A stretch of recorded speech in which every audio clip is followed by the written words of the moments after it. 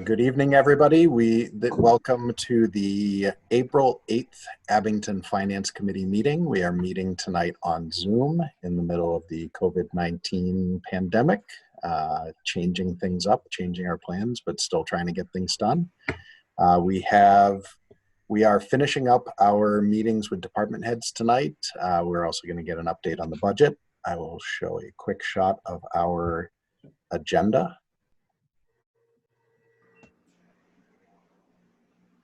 So we have our agenda, we have our town manager, Rick LaFond, we have our fire chief, Chief John Nuttall with us. We have several representatives from the Community Preservation Committee with us. We thank them all for their attendance. So we'll be going through, we're actually going to switch up the order. We'll do the Community Preservation Committee first, then the fire department, and then we'll go into review of the coming budget, free cash, and the rest of our timeline, which is very much in flux right now, and then go through any liaison reports, correspondence, and review of minutes, which I don't think we actually have any minutes to review right now, so we'll do that. I will remind our board secretary, Katie, that someone, because Deb is not here, will need to take meeting notes. Reminding or lobbing it at me? Yeah. Reminding / throwing you under the bus. Throwing you under the bus. Okay. All right. Yeah, I got her off the hook last time. Rick, I expected more out of you this week. Greatly disappointed. All right. So taking down the agenda, we'll move on to the Community Preservation Committee. We have Kelly Johnson, who is the administrative assistant for the committee, I believe. Is that correct? Yep. And we have, let's see, who else do we have? We have Kathy, is it Crichton? That's correct. I'm a member. All right. And Jeff Rangel? Yep. Also here. Thank you both for coming. We appreciate, I'm coming in quotes there, for joining. Appreciate it. Jeff, as Greg was saying, I love the virtual background you've got going there. That's actually my backyard. Oh, excellent. It's part of the community that we are attempting to preserve, I would guess. So I think it's very appropriate. Okay, I will share your budget document that we have, and I will leave it to you to present to us what to go over in just 1 second. Let me get that going. And share. Okay. Oh.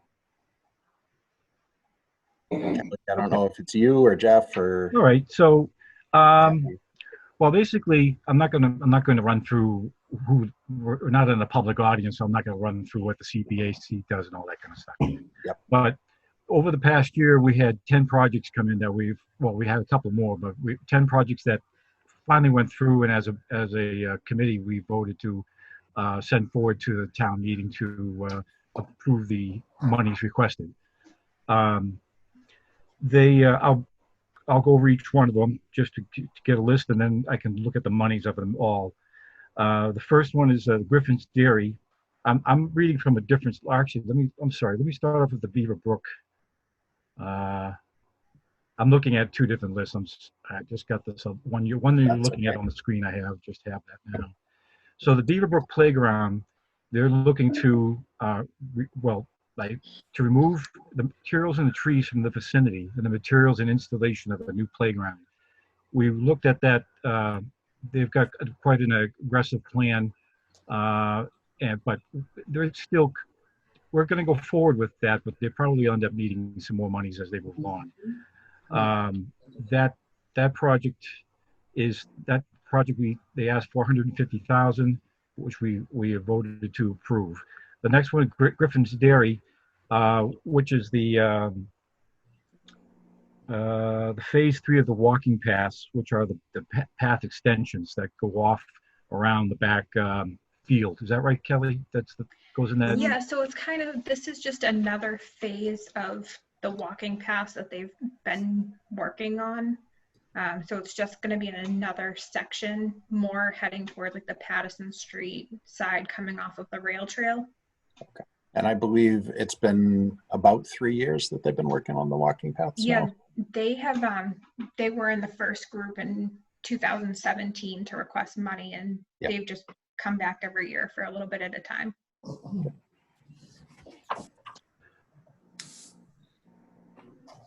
The next one here is the Woodsdale's Playground. For some reason, I thought that wasn't on the list. Again, it's the play structure behind the Woodsdale School. They're looking to build a new playground there. They asked for money of $100,000. I'm not sure why. I have two lists, but I'm not sure why that's not on it. But that's part of this list here. Durson Field, Phase 1 of the updates for the Little League Field on Plymouth Street. They're requesting $40,000. And as you know, we have different categories that we have to put certain monies aside every year, minimally, Yes. and they're that's why you see amounts of 10% listed on the thing. And within that, under historical, the first one was open space and recreation. Under historical, the document preservations for the town's well, I guess it's mostly their birth certificates, I think. But anyway, I think it's the marriage and the death certificates too. Maybe. marriage and death certificates. Okay, which they're requesting 12,000, well, about 12,464. Under community housing, they had come in asking for probably about 300,000, I think, altogether. I think, or maybe somewhere was high. But what we decided to do is they weren't really looking for all that money right up front. They're looking for seed money so that they can, once they see that the program is active, they can apply for further grants to have funds match up for various housing projects. We set that at the 40,413. That's a new program. I don't know, Bruce Hughes didn't come on tonight, but he's you guys are all, I'm pretty sure, familiar with Bruce. He is involved with that.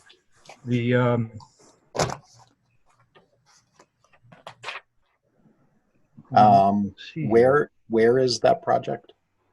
Like where? The affordable housing isn't any particular place. It's okay. What it's going to be is it's going to be a fund for seed money for people that come in and looking to do a project through this other, not through us. It'll be through this fund. Well, actually, it says right there, Affordable Housing Trust Fund. We don't know a heck of a lot about that. It's a brand new program, but we decided that as a committee that we would add just so much money to that this year, and if they needed to come back, we could come back the following year. You guys are deciding to do that. Why? Like, is there a reason? Like, why? Well, it was presented to us in that we've been trying to find something to get going on the affordable housing end of it. Right now, no one has approached us to do specific projects. This would be for someone starting up. I wish Bruce was here. I'm sorry, I don't have enough. I'd be guessing at a lot of it. Kelly, can you fill us in any of that? Yeah, so part of it, I guess it's going to be a new group, I guess, that will have to be voted in at town meeting. And if it's approved at town meeting, then this can be approved. And it consists of a couple members, and then the woman who I can't remember her name at the moment, but she is in charge of like the elderly housing and stuff. So if this group is approved, this money is, I guess, like Jeff said, seed money, and it will help them to be able to get bigger grants in state funding that will then be able to use for people to, once it's all up and running, they can apply, and it will either go to existing residents that are renting in Abington, and it will help them to be able to buy a home in Abington, or it could construct senior housing or go to like affordable housing, something along those lines. So at the moment, this is just the beginning, and it's like Jeff said, it's kind of just seed money to get them going. And this is all assuming that it's going to be approved at town meeting. And if it's not, we'll have to, I think, remove this. I was going to say, if it's not approved at town meeting, would this roll into the carryover number? Yes, it will just go back into, as far as I know, part of it, that's the 10% that has to go to housing will roll over into the housing amount, and then the rest, I believe, just goes back into the general pot of things.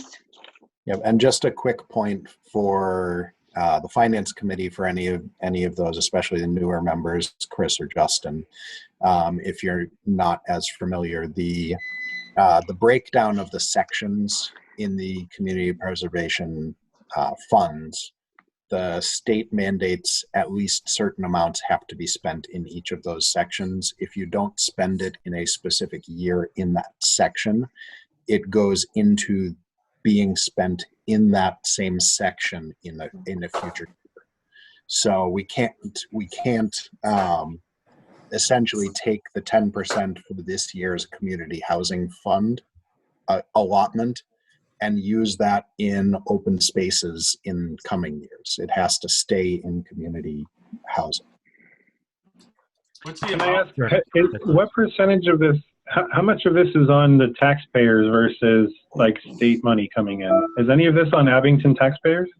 So Yeah, the majority of the monies we have are from the percentage that we take in every year, which is 1.5% that's collected through the town. We don't know yet. We do get funds from the state, but we don't know what those are right now. So the way, Go ahead. again, to Jeff, I can help there. Again, to the newer members, and Justin, thanks for asking that. The way that the formula works is that the town determines the percentage that the taxpayers pay on their, it's a surcharge on their tax bill. We set ours at 1.5%. It had to be anywhere between 1% and 3% for the rules. The state then determines, based on the number of municipalities that are included in the program and the amount of fees that come in through the Registry of Deeds, they determine the matching percent. And I think that in the last couple of years, it's been somewhere in the ballpark of 20% match. Jeff, does that sound right? I believe that sounds right. Does that sound right? Kelly's the number person here. Yeah, I think so. As they've added more communities, the number's gone down, but I think this year I'm hoping to see at least an increase. I think the state had been trying to push a bit of an increase. Yep. I know when the Community Preservation Act first passed, the communities that jumped on it immediately were getting a 100% match. So it was $1 for $1. By the time we got in, it was closer down to around the 20 to 30%. And it's been in that same range since 2017 when we joined in and participated in this. Great, thank you. I did want to point out one thing, that some of these projects were actually, which is part of community preservation, is that the community is actually going to fundraise for some of it. The Beaverbrook Playground, Woodsdale, and what was the other one? Sorry, I just scrolled by it. And and the ballpark. They are all the organizations that have submitted it are planning on doing fundraising as well, so that it is we're going to see some matching funds, which is a good thing. It's one of the criteria for selecting projects. So they may be big dollar values for the playgrounds, but there will be money coming from the community as well from fundraising efforts, which I think is pretty awesome. Agreed. Thank you. The only final thing we have in that, running over the numbers, but because I didn't type this up, Kelly, if you could just speak to the total amount requested, the funds that we started with, and what are we going to roll over into the next fiscal year? Right. So from what I've talked to with Sue and kind of my understanding is it is kind of difficult to get an exact number from year to year, just because of course, like, it's anticipated revenue. And then you're not completely sure of the state match. So we carried over, I think it was about 95,000 from last year. And then assuming the 404 for the anticipated revenue, that will be what we have to spend. And then we'll get a state match, which is supposed to come in around November. I heard that this year it was late getting to us. I don't know if that's true or not, but there were some communities that were talking about that. So like I said, that will come in November. Of course, the money isn't available to these projects until July anyway. So if with the anticipated amounts, that would bring a carryover to next year to about 151,000, which is kind of what the CPA, at least for this group, has decided that they do like to have some carryover from year to year. Anybody have questions? Yeah, this is Chris. The percentage, that's the minimum that has to go to that particular category, but what's it multiplied by? The total in the fund? Yeah, so like the 403,000 total. Yeah. You look at the 10% for historical, we're showing 40,000 on that line. That's the 10%. Yeah, but then community housing says 10%. Well, no, historical says only 12. Because we only had one submittal for historical, we're going to have to take some of that money and put it into the reserves. That's that line a little farther down for 27,000. But then if we go up a little higher where the schools are, that said 10% too, and we're spending a lot more than 10%. Yep. Right. 10% We have to. is the minimum there. Yeah, it's the minimum in each category. We can spend as much as, whatever we decide. Okay. But open space seems to be where the money resides at this point. That's where the projects have been coming so far. Outside of that 10% minimum, anything else is just in the general pot that can be spent in any category. Mm-hmm. Yeah, but I've just seen two 10% minimums, and I understand the 40,000, but the 12,000 doesn't show the reserve. So yeah, okay. it's just So a little farther down. So if you come reserves. down here, I'm trying to highlight. Yep. Oh, okay. All right. This is where the other almost 28,000 Yes, I see. from that 40,000 that All right. matches I with just up couldn't there. see that on my screen. Matches with up here. Okay. Thank you.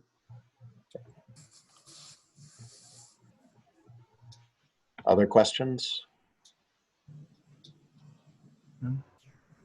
Okay. Did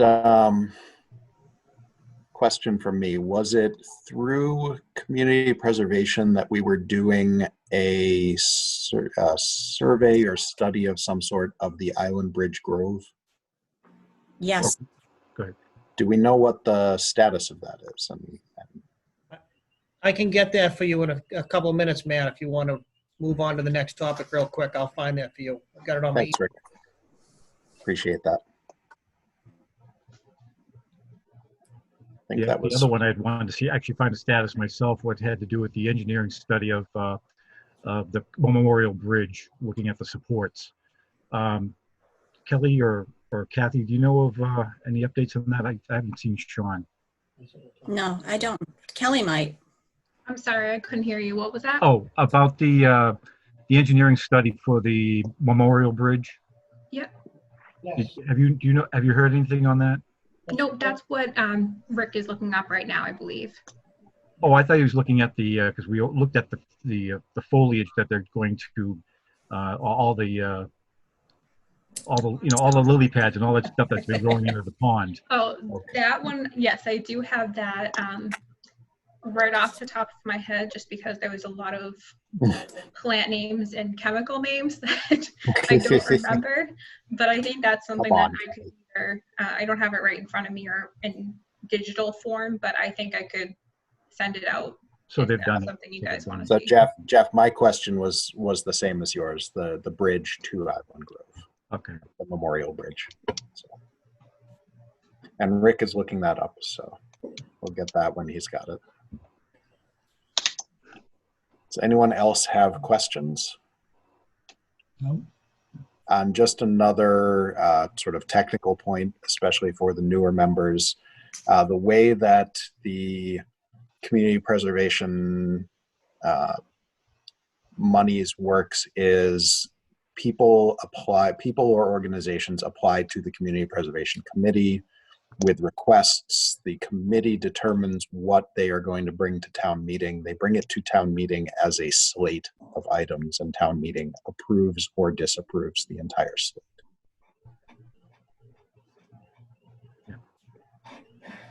So this what we're seeing on our screens on this document that Kelly graciously provided is the slate for this year. And I see Rick rolling back over to the camera. Yes, I have some information. I will email this out to you in the next sometime tomorrow. But we have some deliverables, and just so you know, Marty was nice enough to help spearhead this project or take it over a little bit because of my staffing deficiencies that you're probably aware of. But as of right now, we have electronic sketches of the deficiencies noted in the bridge inspection report. The sketches will be used as a basis for the rehab plans, which will be the next phase of work. There's a rehabilitation scope of work, estimated construction cost, estimate of construction duration, and letter from the Mass Historical Society, related to the rehab work. So that's all been cleared with them. So right now, the scope of details is completed. And the next phase of work that needs to be performed is the design and contract plans based upon the recommended scope. So this is the latest email that I have and Marty has from the contractor, which is McFarland Johnson. I'm not sure if anybody's familiar with them, out of New Hampshire. So there's the scope of services that has been that we had put out for this project is essentially or almost complete. So I will get this information out to you via email probably tomorrow to the committee. I appreciate that, Rick. Thank you very much. And can I just Could you send it to Kelly too, please? Sure. Secretary of Community Preservation. I think we'd like to see it. Sure. And just to review this particular project, I think most of you may recall, this was proposed by a private citizen. I think it was Mr. Sean Riley, I think. Mm-hmm. And it was approved by the CPC. Unfortunately, it didn't have a home. There wasn't a particular department or committee or board that had any kind of jurisdiction over it. So the project, it just waited. There was nobody facilitating this. So this last year, I did some help recently from Marty. So this is why it's taken so long. It was essentially a project without a home.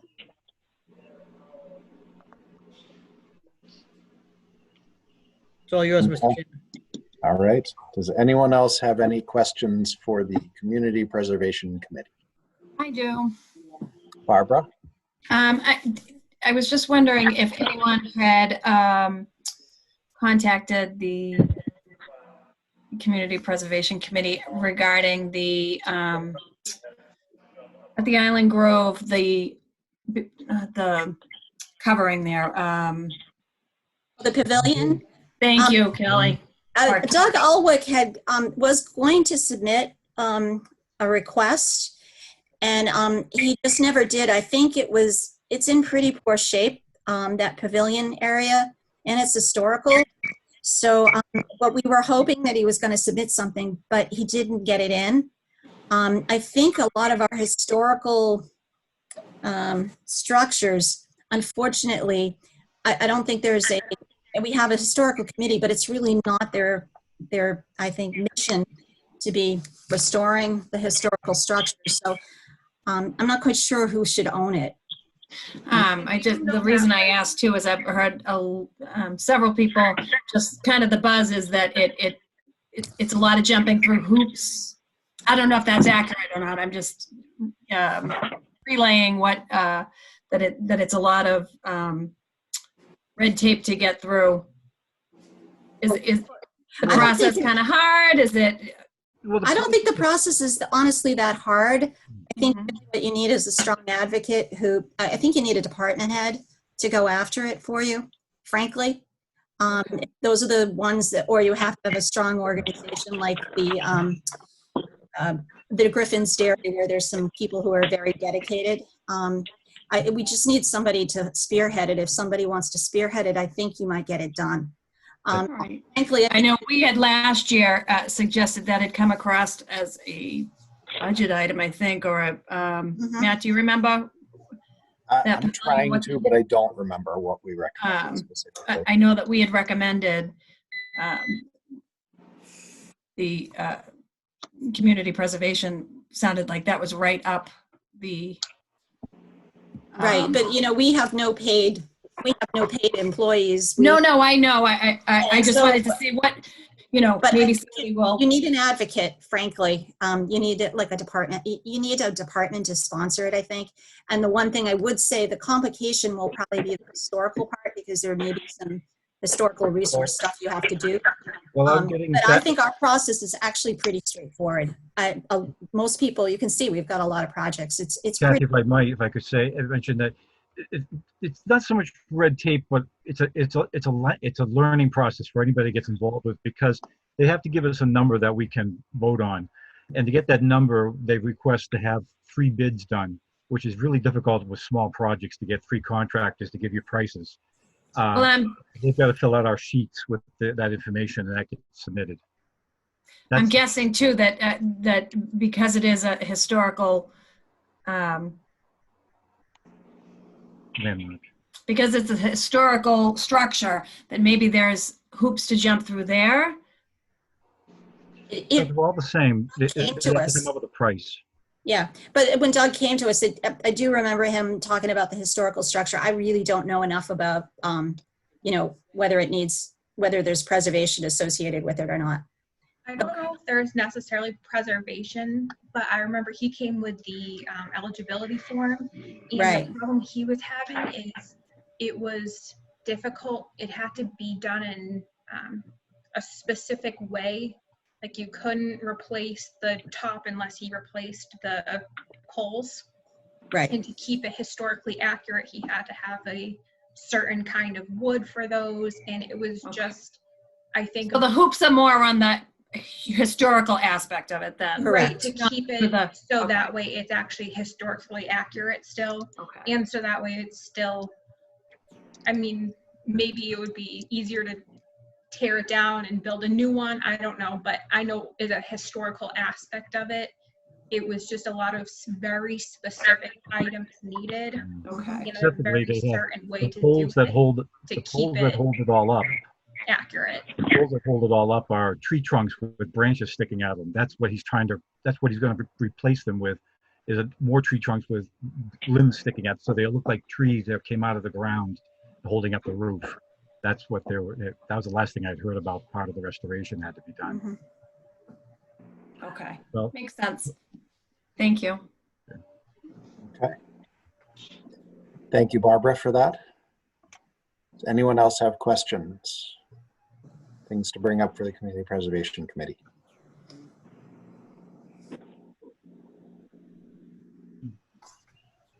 All right, well, with that, we thank you all for your time, and we thank you for joining.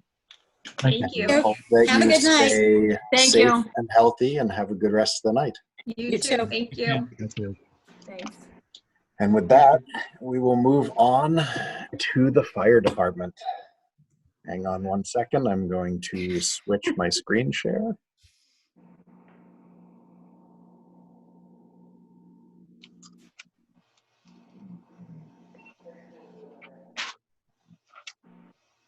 Okay, we have our fire chief, John Nuttall, with us tonight. Thank you for coming, and thank you for letting the Community Preservation Committee go first.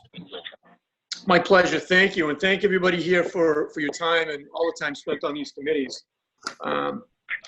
So I guess basically the first thing I'll say about the budget request on this, a couple of things you need to understand prior to this, because I believe the documents that you all have, they're dated Wednesday, January 8th, 2020, and I think it should begin on page 43 of 108. Is that correct? Yes.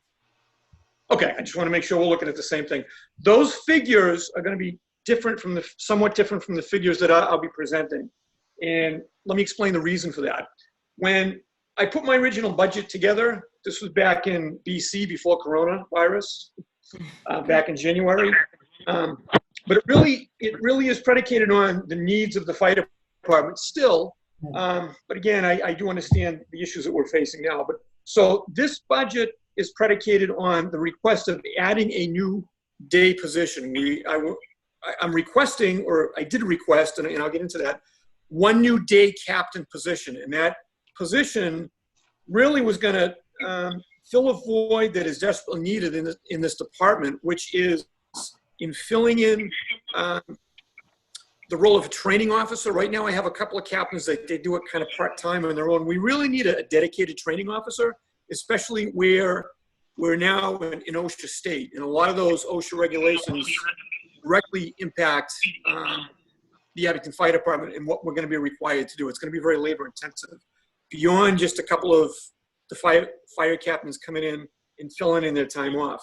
The other half of that position was going to be to assist in the fire prevention duties, which, to be honest with you, we're falling behind. There's a lot of growth in the town of Abington, as you know, and prior to any physical construction building going up, there's a lot of pre-planning in those processes between looking at the plans, the sprinkler review, all of that. And Deputy Howe's been very busy with a lot of the projects we have going on in town. We have New England Ave, we have Summer Street, we have a large storage facility in the corner of Bedford Street at Shore Ave, just to name a few. There's some other ones going up on Chestnut Street.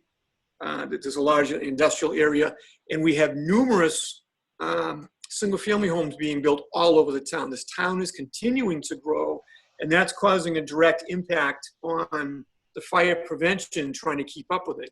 Because beyond those duties of just trying to take care of the new construction, we have the existing buildings in construction that we have to do annual or sometimes semi-annual or quarterly inspections on, whether it's a nursing home, the schools, commercial garages, all the common Vic stores, the large big box stores that we have throughout town, multifamilies.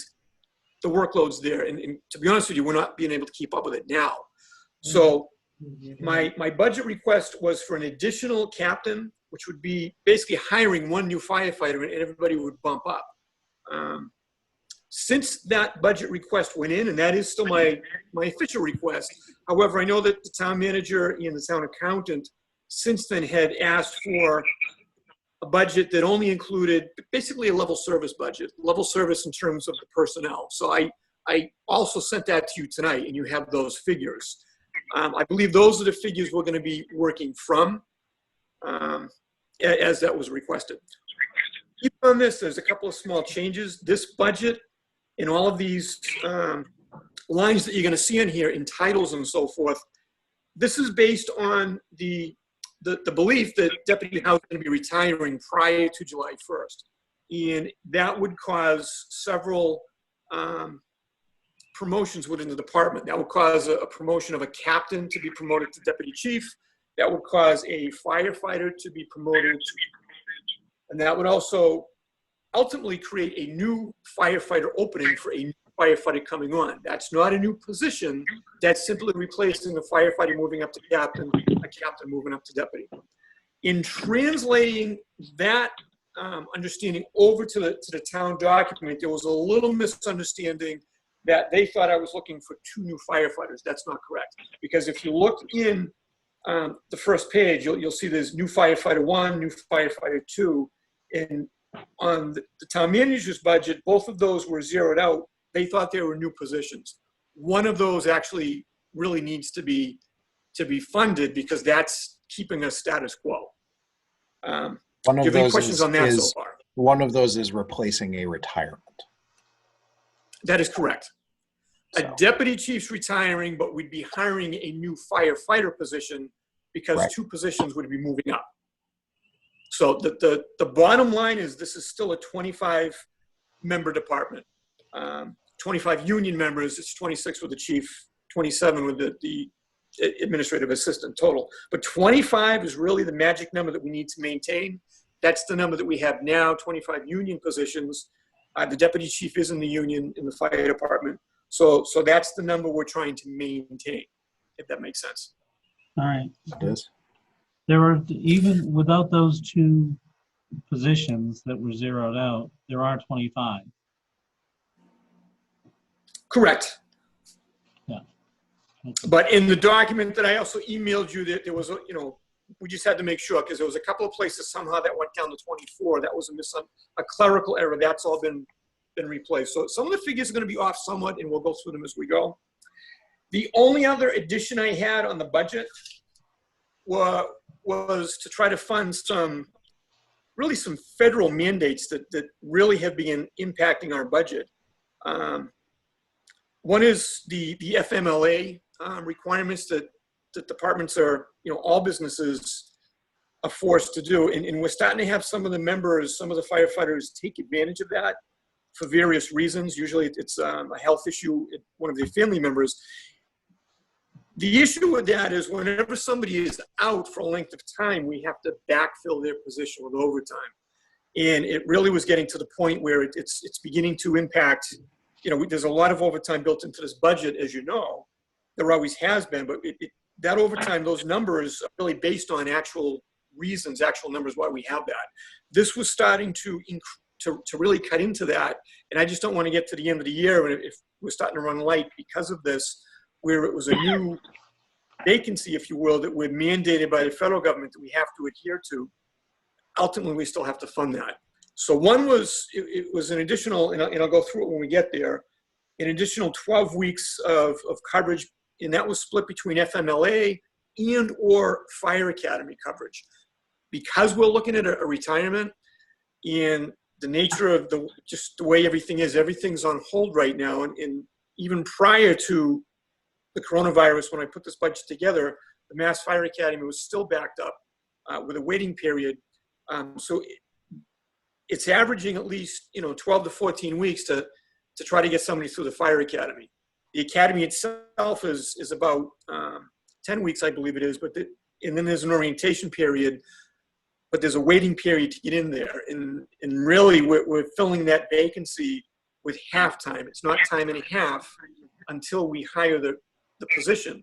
Once that employee's hired and they're assigned to the fire academy, we're paying that salary as well as we're still maintaining, we're backfilling their position until they get back. So we're getting back into, getting to replace employees. And my concern is between the FMLA and the fire academy, that could be a hit to the budget. So that was a request that I put in. I believe the town manager may be backing it out, but as long as you understand, that's why I put that in. There was one other small increase for 5 weeks, which was a DMAT team. This is a federal paramedic. It's almost like a National Guard for paramedics.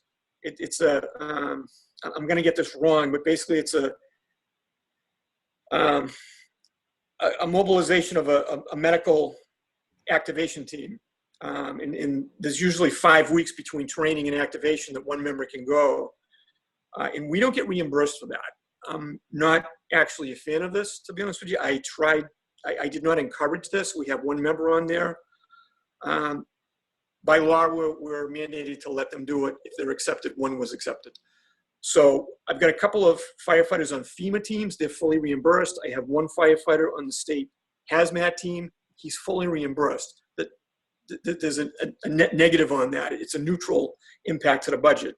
This DMAT team member is going to impact the budget because we're not reimbursed on that. So when we get into that, I'll explain it. But those are really the only increases I had. Otherwise, it's a level service budget, with the exception of just any contractual or just the personal bylaw rules that are in place. Just a quick point of note for anyone who's not familiar or anyone who's watching this, the recording of this meeting. FMLA is the Family Medical Leave Act, which covers time away from the office for either personal or family illness or medical conditions that passed, I think, about 2.5 years ago, maybe. Correct. And we're starting to see some use of that, and that's been a hit to the budget. That's basically, it's a new line item that we never had. It was something we never really had to deal with. So that's why I added that in. Thank So you, all Chief. of that being said, on your page, again, this is page 43 of 108, you're going to see the two new firefighter, P1, P2. And again, there's no number or name to that because we don't know who that's going to be yet. This would be a future hire that will occur during FY21. So one of those really should be funded. You see the town manager approved. One of those really should have that figure that was added to it to maintain that 25, the status quo. So because of that, on the very next page, when you have the bottom line of that retired salary figure, and I did email this, I apologize for background noise, the trucks are back at the station. That's okay, Chief. The bottom line figure for all of the department salaries at that point then would be the $2,177,650.04. That was my request.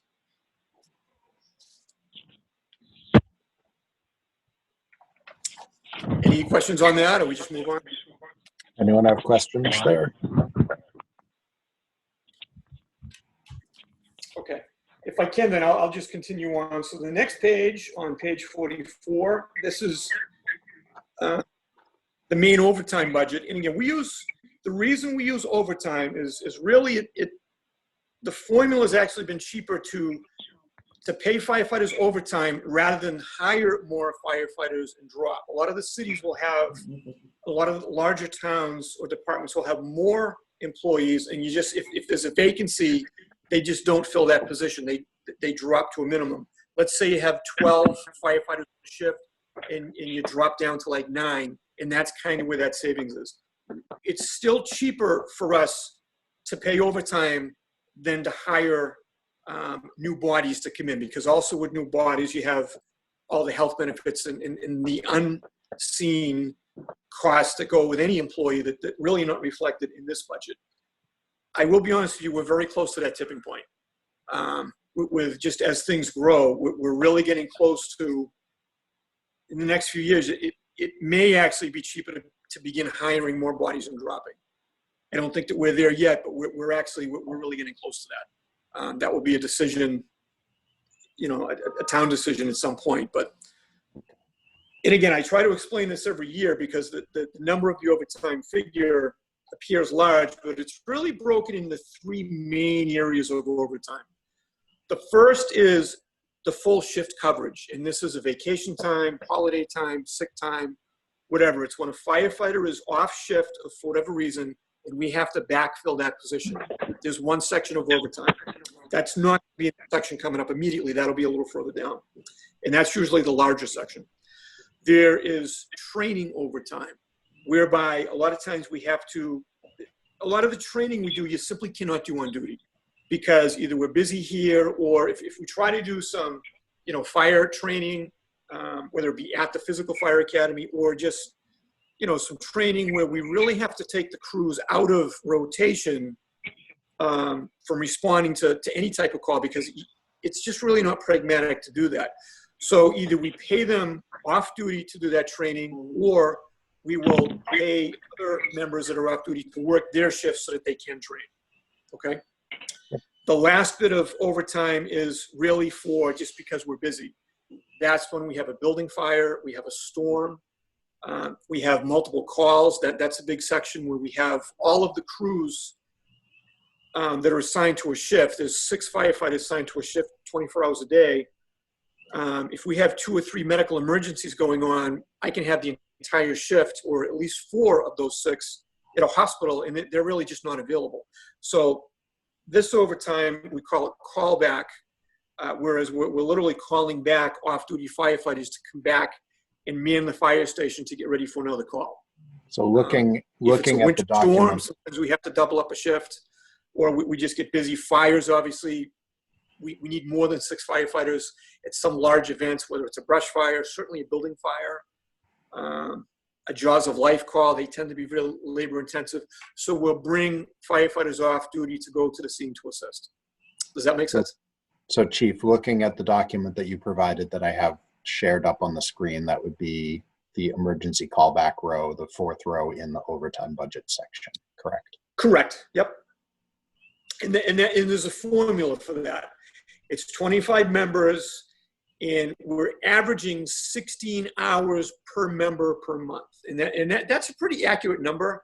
And it's an average because we have some firefighters that will come in more if they live closer in town, if they're able to. We have some firefighters that live further away that don't come in, but usually the ones that live locally are making up the other hours for them. So it really does average out fairly close to this. Okay. So basically everything on this sheet that you see in front of you, it's self-explanatory. Again, it was the DMAT and the FMLA hours on there. That is in addition. I know that, the town manager's request, he zeroed out at least the FMLA on that. And again, that's his prerogative to do that. I'm not agreeing and disagreeing with that. I understand that, but that's why there's somewhat of a difference on your sheet from my sheet, if that makes sense. Yep, that does. Okay. Moving down then, if there's no questions on that. Does anyone have questions there on overtime? Any of the parts? Okay. We're going to get down into holidays. And again, between the personal bylaws or the union contract, this is the formula that we're using to fund these. And that's where the formula comes from. Most of these are going to be the same figure, and that's because it is based on the average hourly overtime rate in the department, and you're going to see that listed. That's going to be throughout, and that's if I take all of the union hourly overtime rate, and that is an average of that, and that's a figure that we use for that, and it's proven to be quite effective, to be honest with you. That's a pretty steady number that helps. So we take that figure and then we multiply it by a number of hours that they're able to take time off with their holidays in their contract. And that's why most of these dollar figures, regardless of rank, are the same. Some of the senior firefighters, they have instead opted to take a monetary equivalent of that. Those tend to be some of the older firefighters who are closer to retirement. And this really kind of goes towards their retirement formula. And that's why they do that. That's why there's a difference in a few of these figures.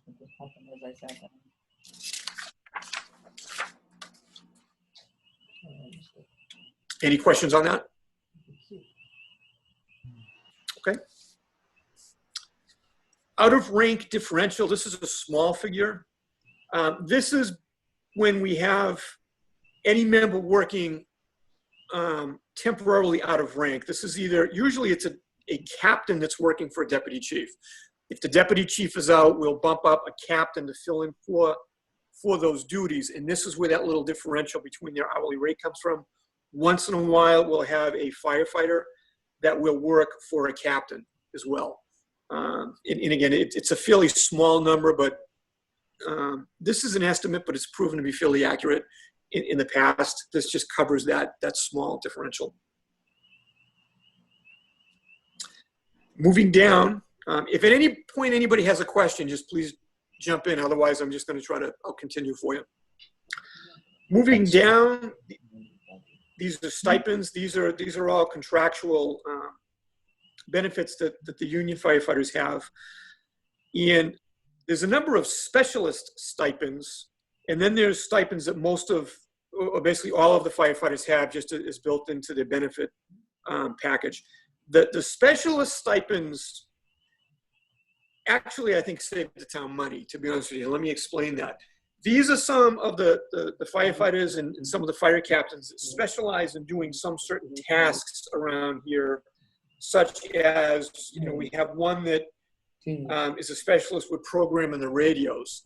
It used to be anytime there was any type of radio programming or a repair issue, he's done some minor repairs as well. We always had a vendor come in to do that. And that was quite expensive. Now he pretty much does a lot of this on his own. Usually he's doing it on duty. Sometimes he'll come in off duty to do it. But that's actually been a huge savings for us. And we've kind of broken up a lot of the tasks in the department to give it, to this small group of specialists. And it really has helped to coordinate all of that. And that's the reason we're doing it. I'm actually in favor of this benefit that they have, because it really gives us a lot of continuity with just getting things done in the department. We're able to kind of delegate a certain firefighter or a group of firefighters to really oversee some of the issues that we have around here. The EMS coordinator and the assistant EMS coordinator, right now, they are carrying this department, literally. I have temporarily assigned them to days because of the issues we're facing with the coronavirus. And they are covering every day, 10 hours a day. I'm backfilling their positions. It's a hit we're taking, but it's worth it because it's keeping our members safe and not exposed so far with on-duty things. This is a perfect example of that. They've done yeoman's work helping to lead and really run this department through the last several weeks. And for the next upcoming weeks, hopefully until we can get past this national emergency, they're worth their weight in gold right now. So that's one extreme example of using these specialized training with some of our members. Beyond that, most of these other stipends, they're just contractual benefits that we have to fund that the firefighters have in their contract. Any questions on that? Anyone? No, I don't have any questions. All right. Okay.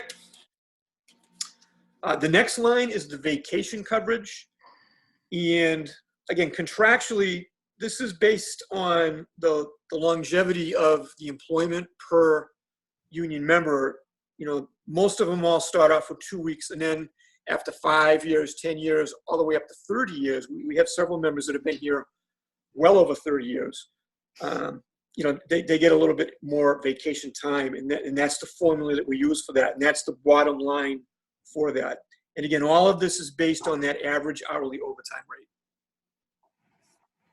This is, again, overtime, and this is, again, one of those larger overtime numbers. This is simply backfilling their position when the firefighters are off on vacation time. The next one is very similar. That's the sick and injury coverage, whether it's just their personal sickness or if it's a line of duty injury. Either way, it creates a vacancy that has to be filled. And those are the formulas that these formulas are actual contractual on the sick time and pretty much how we've done it. The personal days, again, that's a contractual benefit. Each member gets 24 hours. That's also grouped in this funding source as well. So all of this, again, is to maintain the shift coverage of 6 members on duty at one time. Okay. Bereavement coverage, this is a smaller figure. This is always an estimate. And again, it's in the contract. This would be if anybody's out on bereavement, a death of a family member, and there's actually a formula for that, depending on how much time they get off.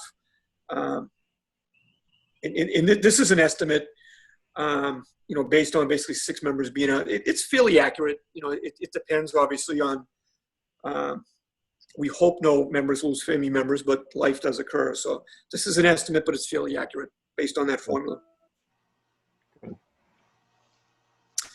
The next line is sick leave incentive. Again, it's contractual. This is when members do not use any sick time for a certain length of time. It's 6 months at a time. They'll get a small stipend on base time. And, this is an incentive to kind of reward people for not calling in sick. And there's a small formula for that as well. Do they carry the sick time as well? I'm sorry? Do they carry the sick time as well? Yes, there's a sick leave bank that they do carry. It is capped, and there's also a maximum sick leave buyback that's capped out in the contract as well, which some towns don't have that. This is a contractual item, correct? That is correct. Yep. All of these are contractual, to be honest with you. Yeah. Our cap in this town in this union rather is fairly low. I know that some of us surrounding communities really don't have that. And when there's a retirement, that's a huge number. We don't have that, fortunately for the town, maybe unfortunate for the firefighters, but it's never been an issue. So there's actually a good savings there. Good. This line item known as other, it's the 5190 line item. This is, again, it's contractual. This is for their professional improvement education time. This is, each member is granted 36 hours a year for specialized training. It's almost usually exclusively fire academy training, where I have to approve every course that they're taking.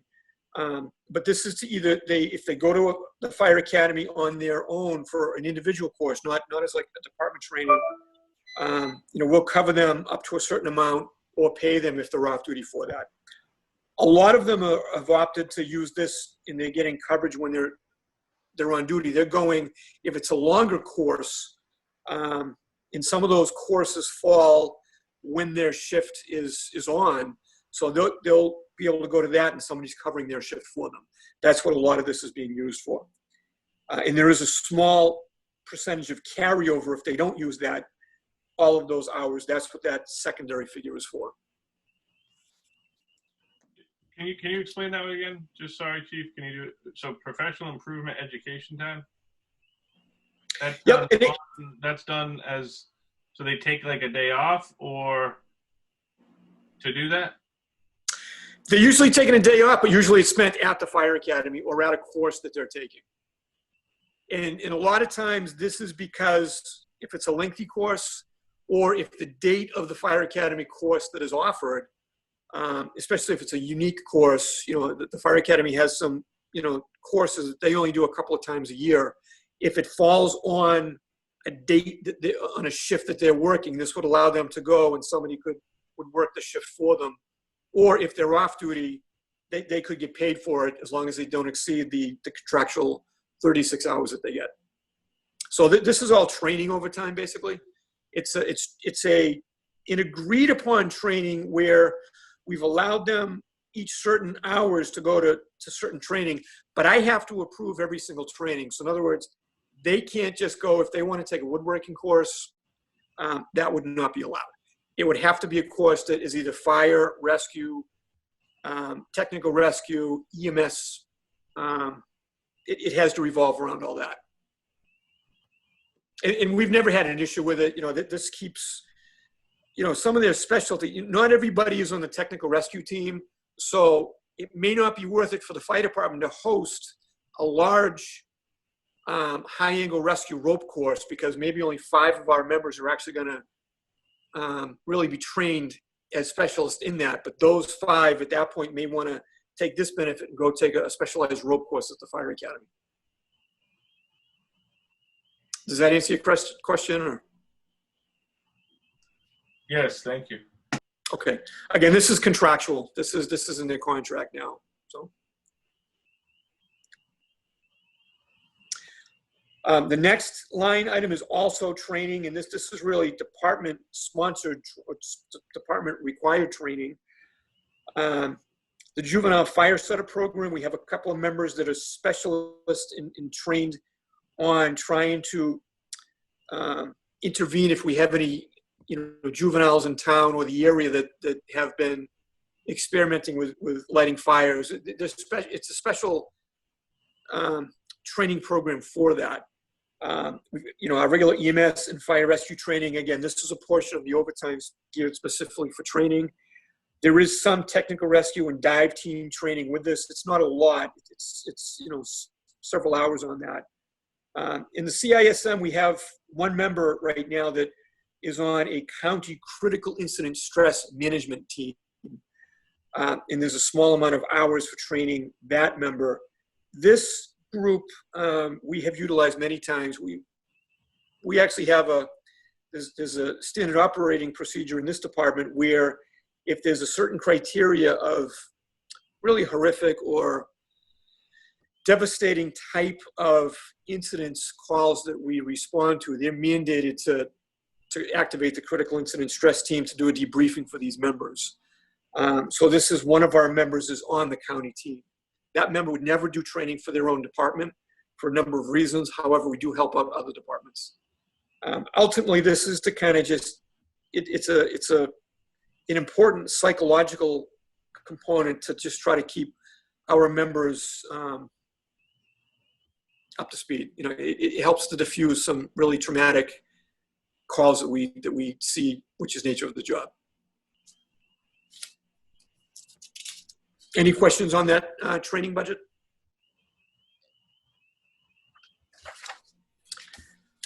The last portion of the salaries this is called other benefits. And the first one, that's tuition reimbursement. Again, this is contractual. There's certain fire or emergency management based courses that they're able to take. And this is assuming that they pass the course to a certain degree and it fits the criteria. This is to fund that benefit of their contract. Below that is their clothing allowance, which is also contractual. This is a uniform allowance each member gets. There's a health equipment benefit that goes to the union as a whole, and this is for purchasing equipment. And that goes into a fund that we work with Town Hall on that. We don't have a lot of room in the station for that, but we do the best we can. You know, that's theirs. They have some Nautilus type machines, you know, some weightlifting equipment, what have you. And also the bottom portions of this are, I fund, I like to have in the budget just enough if I have to make an emergency repair of firefighting clothing, helmets, coats, boots, the Scott Air Pack masks, just because each member is issued 2 complete sets, but once in a while they become damaged, they become contaminated with, you know, we had incidents before where a whole number of them became contaminated with a diesel spill. They get ripped sometimes in car accidents, or, you know, they can get destroyed. So sometimes we have to have a funding source to replace these as they go. The sets of firefighting gear is not cheap.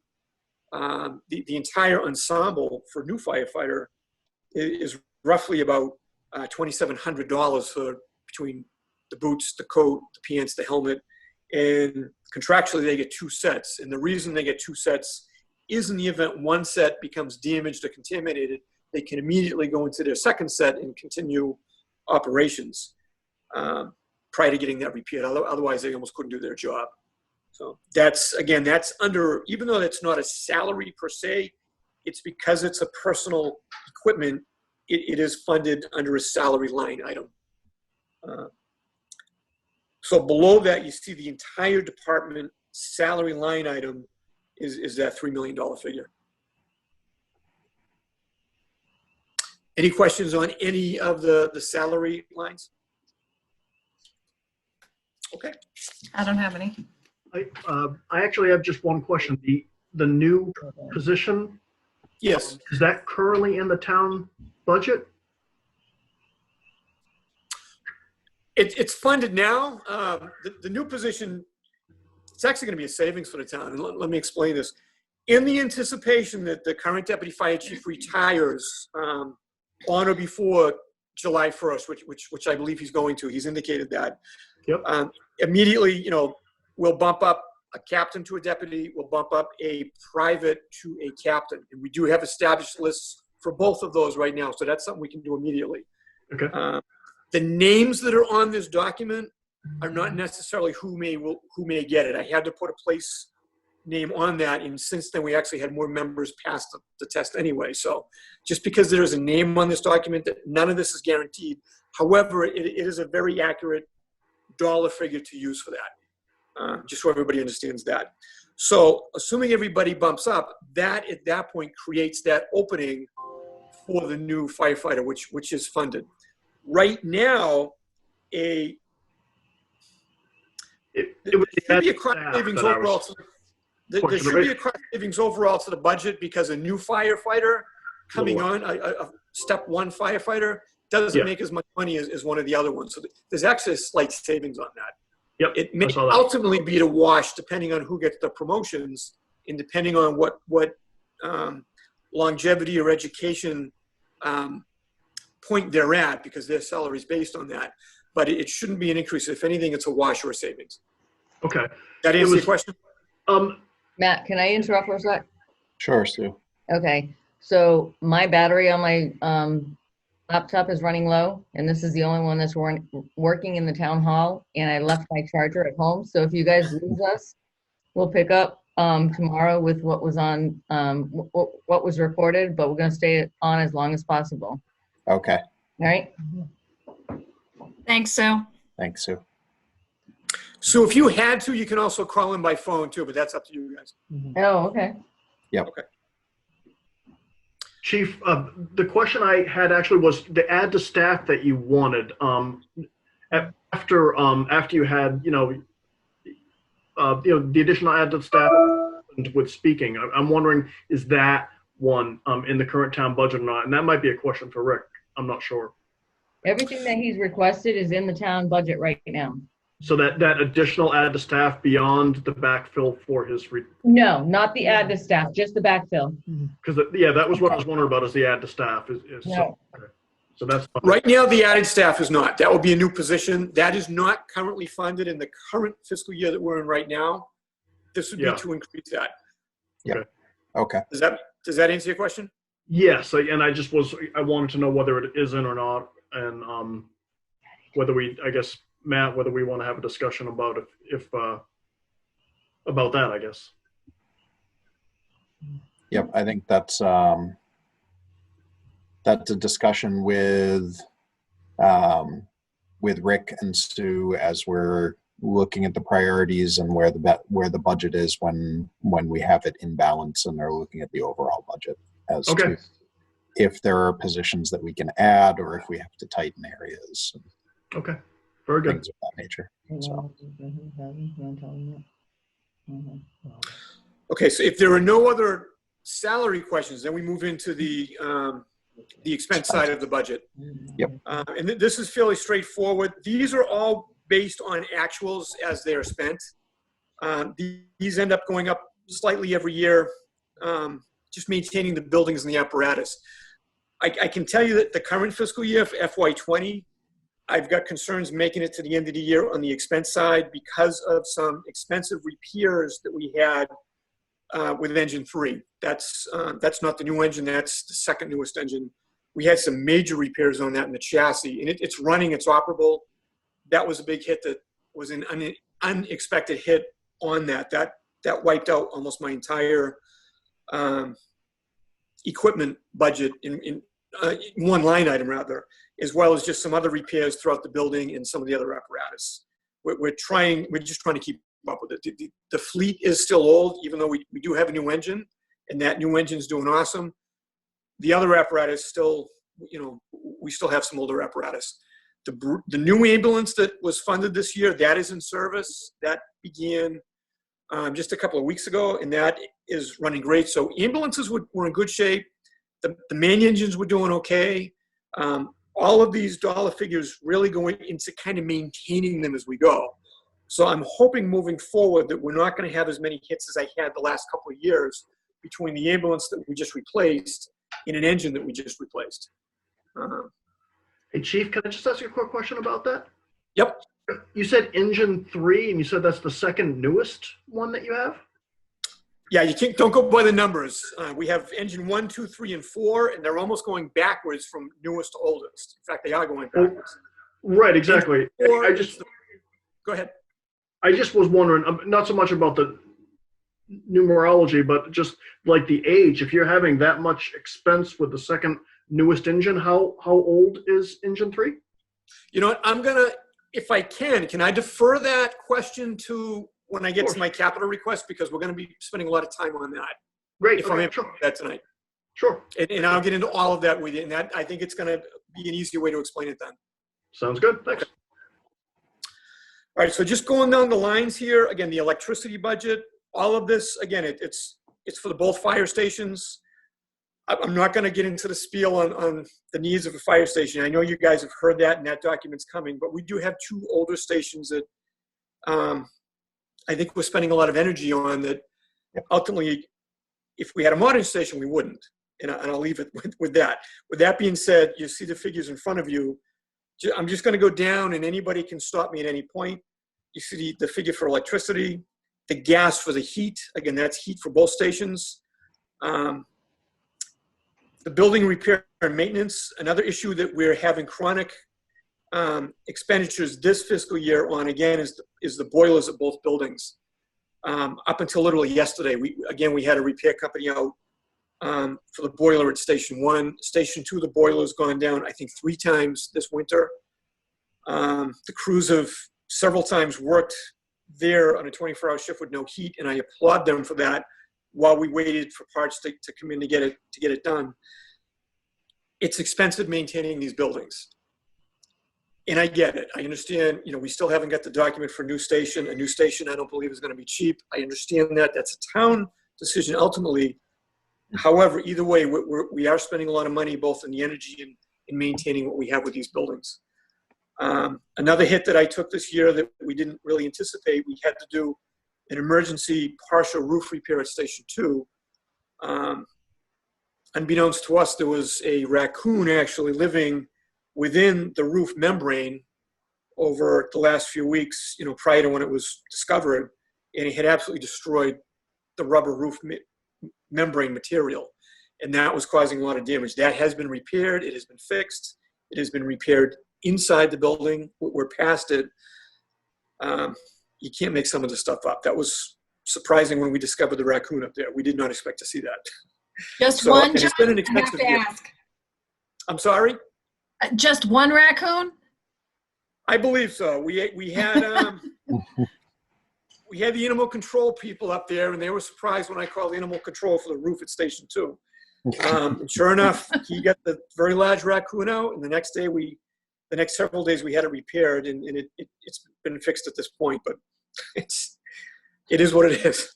That was an expense on this year, so it's been a tough year. Again, the building repair and maintenance, that's just maintaining the physical fire stations themselves, and that could be any part of the station. That could be a roof repair, plumbing, electrical, any type of building repair. We've had numerous repairs on both stations, and we typically do.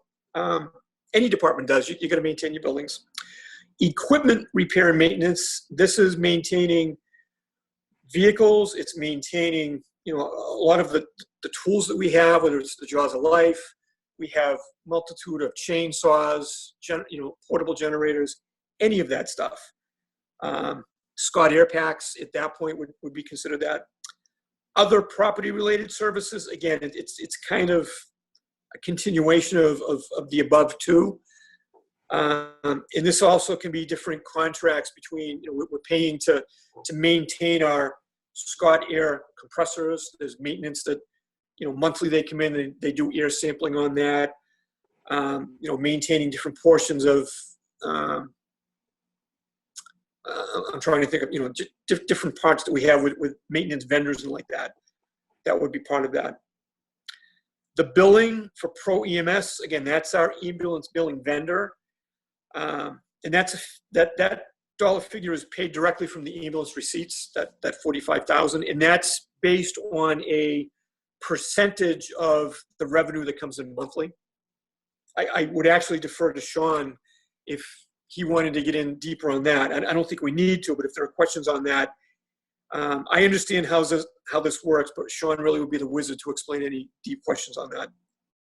Sean, that's a compliment to you, actually. The postage, that's self-explanatory postage going back and forth. This has increased a little bit because of the request for public information. We try to email this out whenever we can, but sometimes they're looking for physical things, and we're dealing with that. So the telephones, every year the telephones go up more. I anticipate this may go up even more beyond when we get into FY22.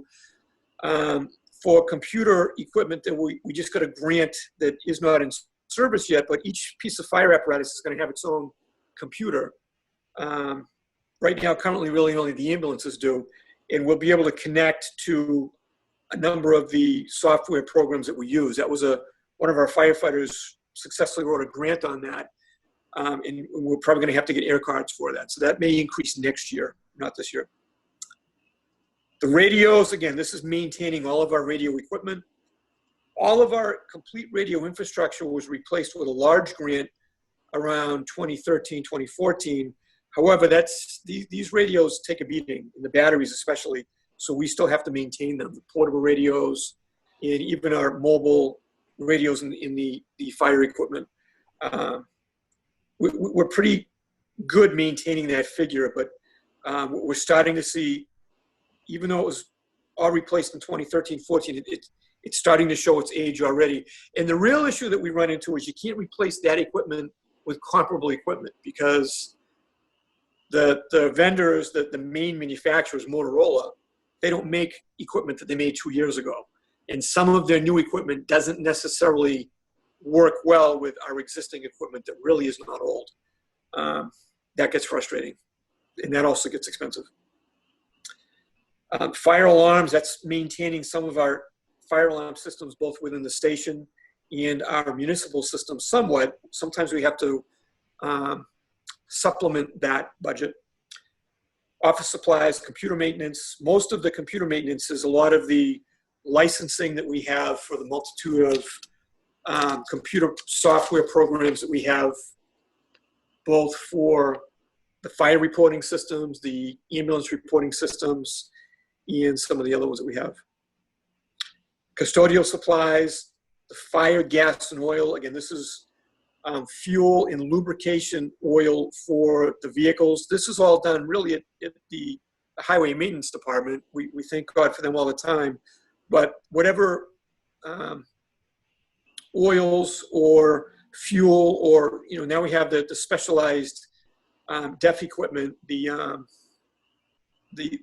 high emissions fluids that we have to add. This went up a little bit because of that, and we reimburse the highway department for that when they bill us. Again, the vehicle repairs and supplies, this is also built into the ambulance supplies. That's why that number is large. This used to be a separate line item for our ambulance supplies. This is kind of rolled into one right now, unless Sue wants to change that again, unless she separates that. But when we migrated away from the ambulance enterprise fund beginning this year, we still had to fund the ambulance supplies, so we kind of rolled it into this because the ambulances are a vehicle, and these are the supplies that go with that. So this is a combination of all the vehicles plus the ambulance supplies that go with that. The intermunicipal budget, this is the Hobart Dispatch. There's a slight spike on this, a slight increase this year, and this is due to they're building a complete new building in Hobart specifically for the dispatch center. It's going to be it's adjacent to the fire station over there now where they're held. They got a large grant from the 911 State Commission, and they're completely upgrading their entire system over there. That'll be coming online in FY21. And they're anticipating an increase in utility costs on that. And the cost of that is shared amongst all of the towns and communities. A percentage of that anticipated increase in the utility costs. That's why we're seeing a small increase in that spike. This is expected to go back down and flatten back out again, I think, after next year. The travel expense, this is more for, if travel expenses, we don't do much travel expenses. Some professional development, we do a reimbursement on that, but that's fairly mild. As well as the last one is the dues and the fees. This is for NFPA. This is for some of the professional, the fire chiefs associations, and, that gets us the information and benefits back. We actually got a massive cost savings on purchasing the engine, the tower truck, and 2 ambulances because we're part of that. So this kind of pays for itself, but that's what that is. Any questions on any of the expense side of the budget? Not a question, just a quick point of clarification. It looks like the increase for the Hobart Dispatch service is approximately $15,000. Is that about right? Yes, and that's every year it goes up about 3% anyway. Right. But there's an additional, I think it's almost a 9%. And again, this is a temporary spike because of that building addition. Yep, I just wanted to clarify the amount if anyone was not looking at was only Okay. looking at the screen that's shared and not looking at the document comparing it to last year. Okay, yep.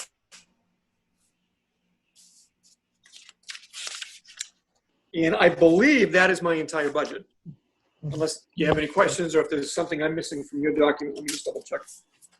So, Matt, can I interrupt real quickly, please? yes, Rick, you I may. just emailed the committee an update, general update that I gave to the Board of Selectmen this past week, which a lot of it does have to do with municipal finance. Bruce, we lose you here? What's the meeting ID? I'm sorry, what's the meeting ID? Oh, hold on a second. I'm trying to get it on my phone. I have it here, Rick. Do you want me to read it to you? Yep. Sure. You just need the meeting ID number, Yes. 960-789-403. Thank you. And the password is 807126. Correct. 807126, okay. As I just emailed you a document. Some of it is not necessarily of much value or concern to you, but obviously tracking the current potential revenue fall off for the end of this fiscal year and beginning of next fiscal year. These are things that we're considering at the moment, as well as we did certify 1.7 million in free cash. And as I state in my memo, that we're going to be recommending that, other than for more public safety type items, like I think like the chief's request for repairing his fire apparatus, I'm going to be recommending that we try to put at least $1 million into stabilization this year. I think that is wise. We just don't know what the future is going to bring, and I think that also lets us be a little, I don't want to say less conservative, but not be as scared as much in terms of deviating from the current budget path. And we still are looking at about a $300,000 gap, and that would increase if we decided to, if we thought it was wise to tighten up our anticipated revenues for next year even more. So I'm thinking the alternative would be an extremely healthy deposit into stabilization, so that we don't have to be hyper conservative at this point, and really kind of turn the current budget process in a direction that's that may not be healthy when we just don't know a lot. So, yep. And this is if we lose you. But again, any questions, we can call in. But I did send you that document, that just so that you're aware of it. Our financial team is meeting again tomorrow morning. Right now, we're meeting twice a week to try to track these events. Thank you. So do we have Matt, did you want to? I'm just waiting for you to accept us into the meeting on my cell phone. I think that's Kevin that would be taking care of that.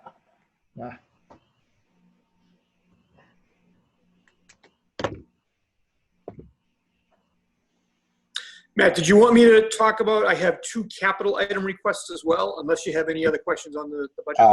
Let's see if we have questions for the chief on expenses or anywhere on the budget in general. I think one of the typical questions we get is where are we at with finances for running 1 versus 2 ambulances? So are you able to answer that? I don't have those figures as much. I'm sorry, what was the question? 1 versus 2 ambulances.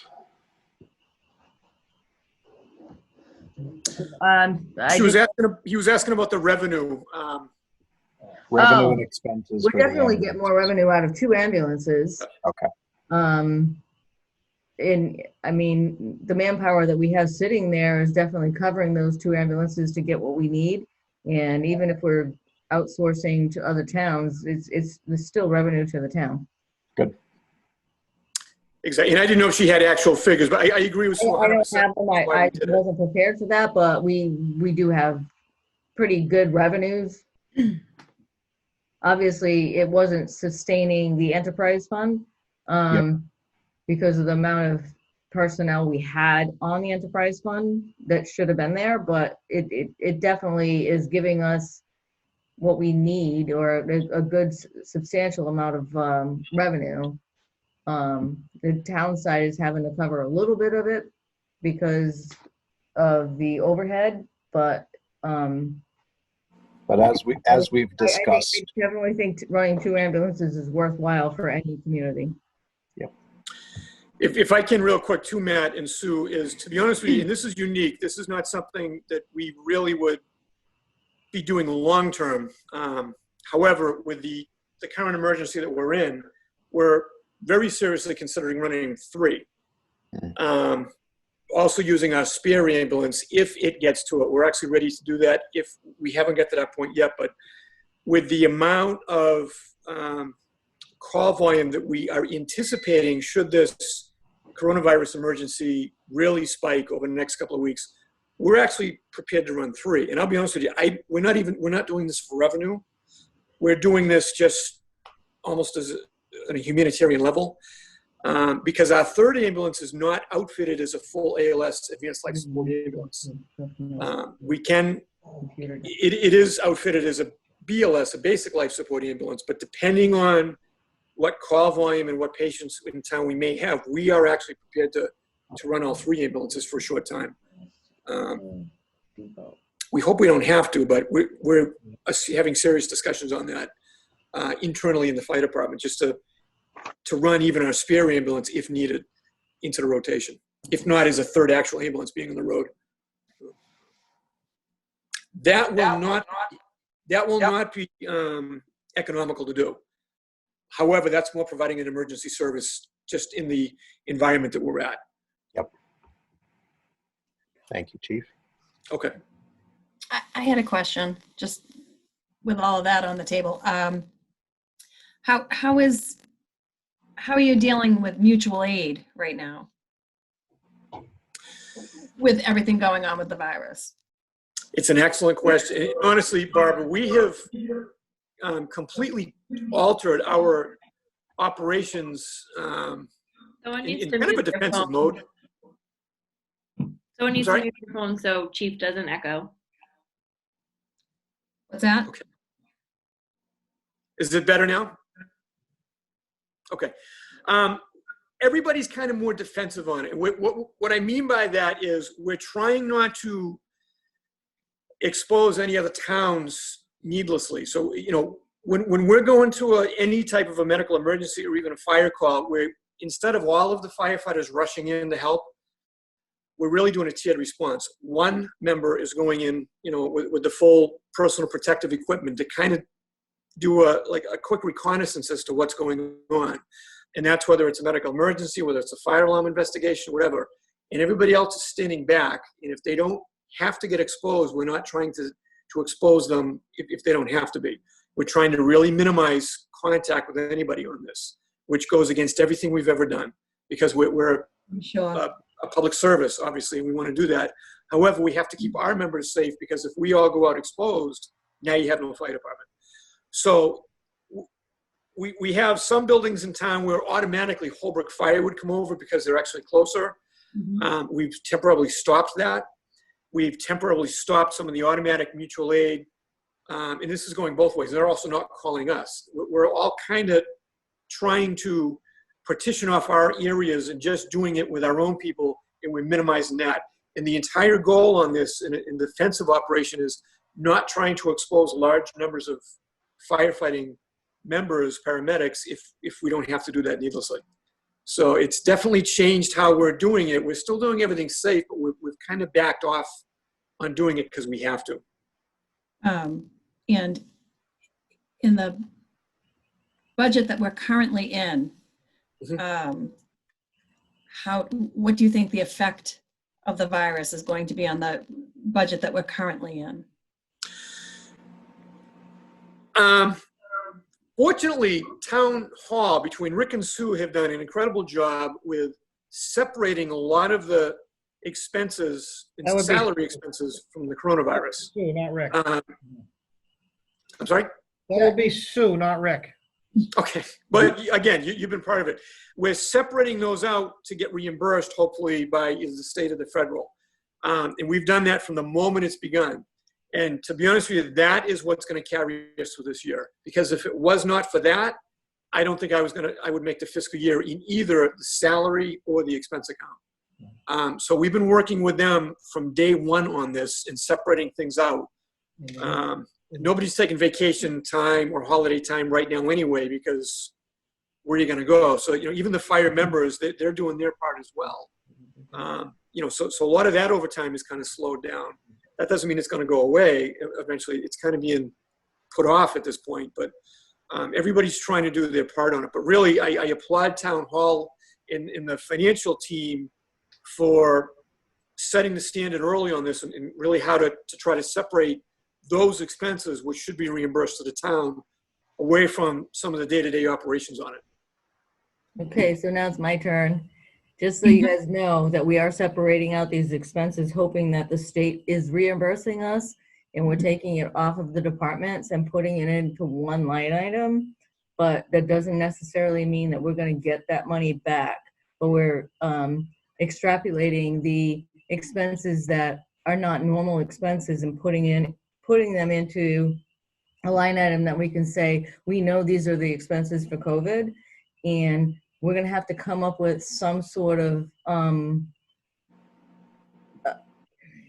explanation or some sort of device to pay for those expenses at the end of the year if the state doesn't come in for us. And Well, that was my concern. if I could add to that, one of the legislative acts to help cities and towns deal with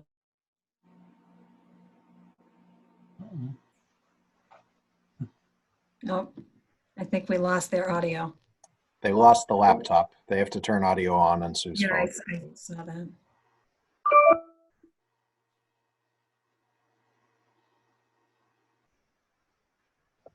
Rick doesn't realize we can't hear him.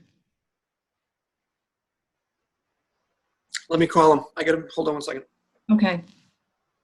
Good idea, John.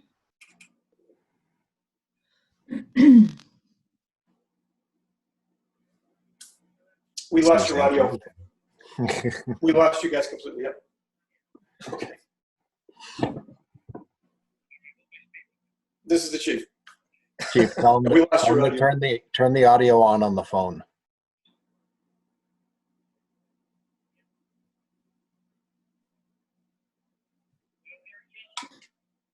You hearing him now? Still nothing. Nothing. Nope.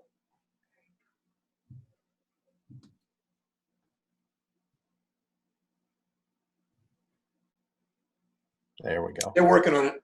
Yep. They're muted, but You have to unmute. it's connected but muted. It appears it's connected but muted. That's better. Talk. Yay, there you go. All right. So I'm not sure where I left off, but the state is allowing for over expenditure of line items to deal specifically with this crisis. And as Can they hear you? Can you hear me? Yes, we can hear you. Okay, that's good. Yeah. And so that's why the goal is to overexpend technically one line item rather than everybody's individual line items. Right. It also codifies it so that when we do hopefully get some reimbursement, chances are we're not, you don't tend to get 100% reimbursement for emergencies, but if there's even a 50 or 75%, and we're also codifying lost time. For instance, those employees, a lot of people are working from home, both, are able to technically connect, others who are just giving work assignments to do at home. And but there are some employees who are in unproductive time right now, and that is also being booked to costs associated with this crisis. So ultimately, we'll have all our costs in one location, and if necessary, the legislature the new law does allow for over expenditure and to amortize over a 3-year period any expenses that can't be handled in a given fiscal year. That's similar to. Are you saying I'm sorry, go ahead. But we're grouping together like the in one line item for police and fire and like all together, or do you mean just Oh, by it's- department? No, well, it's broken down by department. No, it's not. I defer Sorry. to Sue right now. Go ahead, Sue. Sorry, it's by department in essence that everybody's keeping track of their own department, but they're also sending us through payroll and expenditures what their expenses are for the COVID, and where we actually created a new salary line item that the department individual departments are not going to see on their budget reports.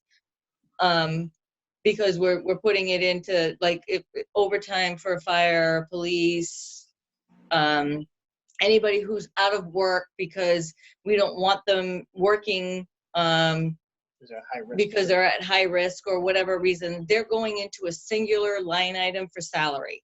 Okay. So they're sending us their payroll, but they're also All one item for the state.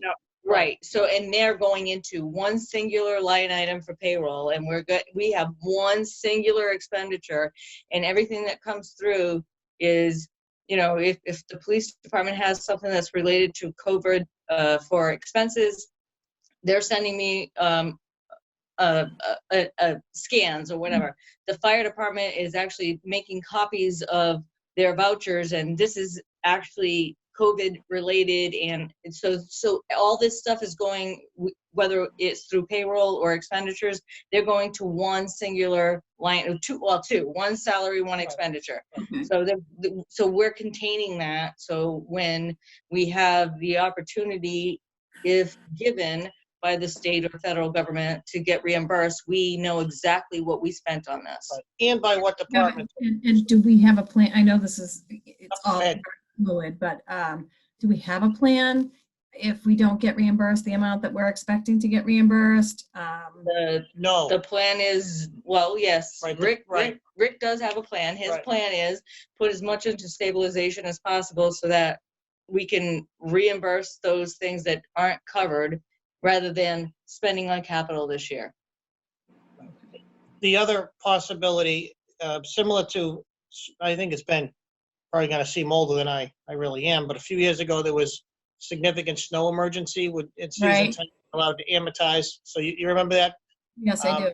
So what is going to be allowed is a similar situation. So then it becomes, even if you have the money, do you want to take an interest-free loan for a couple of years? But those are options down the road. But those will be the two opportunities. One is to again, fund it out of reserves, or to essentially amortize it over 3 years. That also gives us plenty of time to see what the state may do for us. Okay. But Rick is taking the necessary measures to make sure that it's either stabilization or amortizing, so like. So we have a plan. Yeah, we have a plan. We know what's going on here. That's right. If I can just jump in there real quick too, Barbara, and also Rick and Sue. As a department head, we're also doing what we can to not go crazy with this as well. There are some expenses and some salary expenses that we had to do and we continue to do to get through the different operations on this. However, at the same time, just in case something doesn't go right, we're trying to, probably back off on some training that we would have been doing normally, or just some other areas too. So we're trying to keep this as much in the budget as we could if needed to. Much appreciated. Yeah, we're not just trying to, we don't have an open checkbook. We're not looking at it that way. No, we're certainly doing what we have to do. Number one is we're going to keep everybody safe, both our members and the public. That's the number one, and we're doing that. Absolutely. We've also had to purchase a number of, unique decontamination type equipment and just different equipment that we don't normally have to do. Mm-hmm. But at the same time, we're trying to be careful on the other end as well. So just in case. Thank you, John. Okay. Thanks, Phil. Thanks, Rick. Thank you. Something that the chief said, things aren't happening now that normally would, vacations and things like that. They'll be deferred to probably past July 1st. Do we have to adjust the next budget for things that didn't happen this year that will happen twice next year? Not really in their contract to do that. They can carry over a certain amount of vacation time and like that, and some of the other time not used, usually is either used up or cashed out toward the end. There is not too many mechanisms to carry a lot of this burden over into the next fiscal year. I think everybody's just hoping this thing finally goes away and they can get back on with life. We honestly don't know.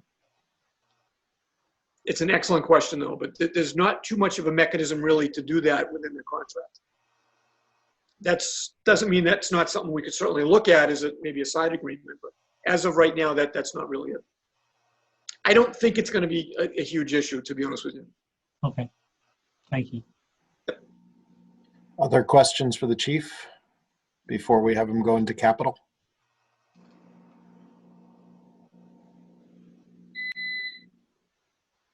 Sounds like no. So let's head to capital plan.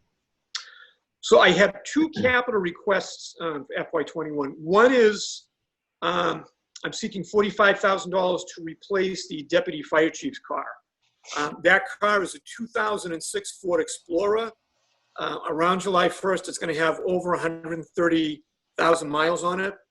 That was the previous fire chief's car from myself and I think two fire chiefs prior to me that have had it.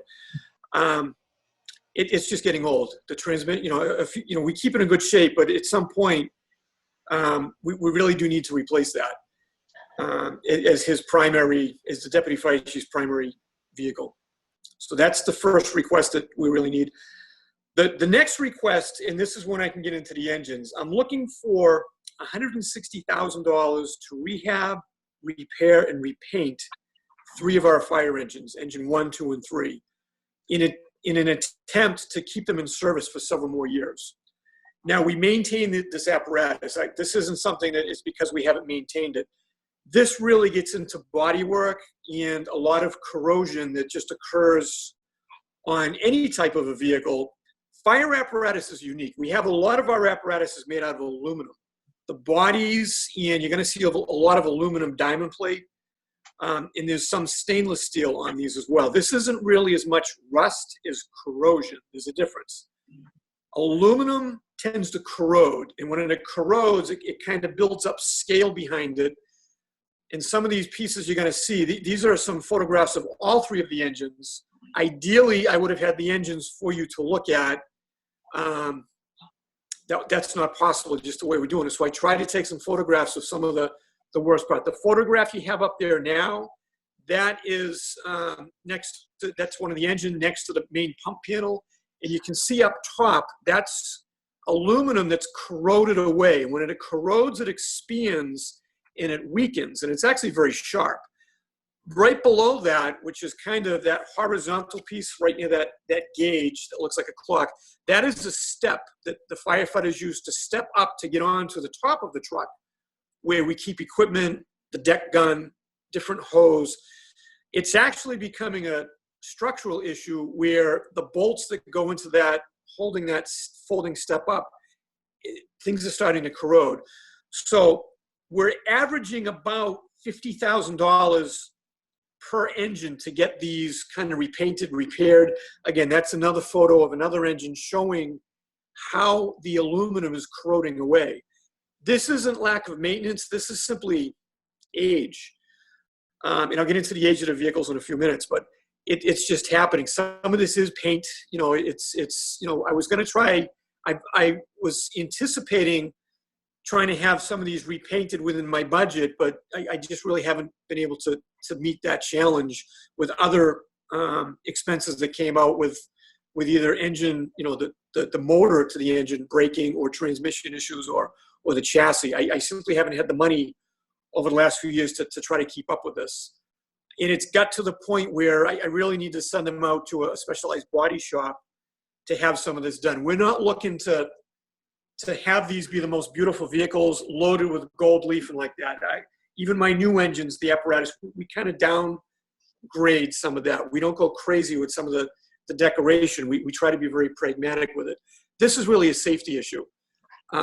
Because in that image, you see in the paint bubbling up in the top, And again, that's going to lead into rust or more corrosion that, you know, it's just going to get more expensive to do. So what, if we get this funding, they would actually take one engine at a time because we still use them, and they'll pretty much strip it down, repair or replace the aluminum as needed, and then repaint it. This isn't a full massive rehab. Like some, you know, we could do easily about $250,000 to $400,000 per engine to rehab it. I'm not looking to do that. I'm looking to try to get a few more years out of this apparatus that we have, because a new engine is anywhere from $650,000 to $700,000. We just got a new engine. I'm trying to defer that cost for a couple more years if we can. Eventually, we are going to have to replace one of these. But I'm trying to put that cost off for a couple of years if we're able to. How many more To years? give you an idea of the ages of the engines, we have, I'm going to go backwards with these, if you will. Engine 4 is brand new. Engine 4 we just got in service in 2019. Engine 3 is a 2007. That was actually a demo engine when we purchased it. A previous chief purchased it. That actually came in with already some wear and tear on it. And we ran that for a long time, so that really got more use than it really should have. That is the frontline engine right now at Station 2. Engine 2 is a 2002. That probably needs more work than any of them. That is currently mothballed. We could put it in service immediately if we had to, but it's going to take a little time. That is currently being stored behind Station 2 outside, because I don't have room for that to fit behind the new ambulance and have it. We're trying to keep that bay open because we're doing nonstop decontamination of the ambulance in the emergency that we're in right now. So right now we're temporarily storing that outside. We've had fit issues at the station anyway, but it's just very tight. Right now we're keeping it outside. Engine 1 is a 1996, and that is the spare engine up here at Station 1, but that goes into service immediately when we have callback coming into the station. If the other apparatus is out at a fire or if they're tied up on different calls, the off-duty firefighters will come in and they'll immediately man that engine, and that can be out the door immediately. So we really don't have many spare engines. We usually end up rotating these constantly. If any engine goes out for repair, including the new one or maintenance, these engines are immediately put in frontline service. So I'm trying to just keep these, you know, safe and looking decent for the town by requesting this $160,000. This is based on a couple of estimates that I had that we should be able to do this. They're roughly $50,000 an engine. Some are a little bit less, a little bit more. I think 160 should be enough to do it. So Chief, just to clarify, the trucks that we have in primary use, we have engine 4, engine 3, and the tower truck? Correct. But So then engine 1 and engine 2, they can be in service immediately. If anything goes down, even engine 2 that's being stored right now, when I say mothballed, the only thing that really is not on that truck is water. And that was just because of some of the cold temperatures just in the last few weeks even. We don't want to freeze up anything on the truck. It's still fully equipped. We'll remove some valuable things from it and keep it in the station simply because it's outdoors. But we can have that in service within 30 minutes at the longest, probably 15 minutes if we had to. We just have to fill the truck with water and put some of the equipment back in. So these are all in service. Yep. All in service, 3 primarily active, 2 backups. Correct. And two backups that are cycled in. Correct. And just to differentiate, the tower truck is not an engine, and the engines are not the tower truck. Even though the tower is a frontline piece, the tower is specialized for aerial operations. It does have a 300-gallon water tank and a pump. The engines all have 700 or 750. And that equates really into how much time you have in spraying water out of a hose. A 300-gallon tank, you're going to use that water up in literally a minute and a half. A 750-gallon engine tank, you've got about 5 to 6 minutes, depending what you're using, obviously. It gives you more time. So even though the tower truck is frontline service with the engines, it's not an engine. And that's an important differentiation as long as you understand that. Good to know. Chief, if we didn't do these things right here, is this something that sort of has to be done every year, or and how many years can we get out of it if we spend the $160? This has never been done before on either of these trucks. Yeah. This will be a first-time expense, and I'm hoping to get, I can't give you a number. I would hope to get, another, 5 to 10 years out of at least some of them. I mean, engine one is a 23-year-old truck right now. It's, it's still in good shape though, but they need some work. Otherwise, if we don't do it, and I understand that it is what it is, probably next year I may be looking for $700,000 for an engine, because at that point these are engine 2 is really starting to have some issues with this, and if it goes too far, it may not be worth putting that much money into a vehicle that's 23 or 18 years old. I'm trying to put a little, $160,000 a lot of money. I'm not minimizing that, but it's a lot cheaper than $700,000 if we can try to extend the life of 3 fire engines. And I think given the last 2 years ago purchase of the engine, the tower coming a few years before that, we just as a policy for the town would like to stretch out the time between buying these, because that will mean that when they do come up in the future and are needing replacement, they would all be coming up around the same time again. We would prefer to not have that be the case. And that's what I'm thinking. This would be a cheaper way, instead of going for another apparatus. This is a cheaper way to try to stretch that time out, because another vehicle we don't talk about too much is the forest fire. That needs to be replaced eventually. I'm not asking for it this year, and we're actually trying to get a FEMA grant on that. We don't know how successful we're going to be, but that's at least a $200,000 or $250,000 vehicle. That vehicle was a former Navy Air Station ambulance, and the Highway Department converted the chassis into the forest fire that we have now. And that's really beginning to show its age as well. So that's not on this year's request. However, that's going to be coming in the next couple of years if we don't get a grant. So.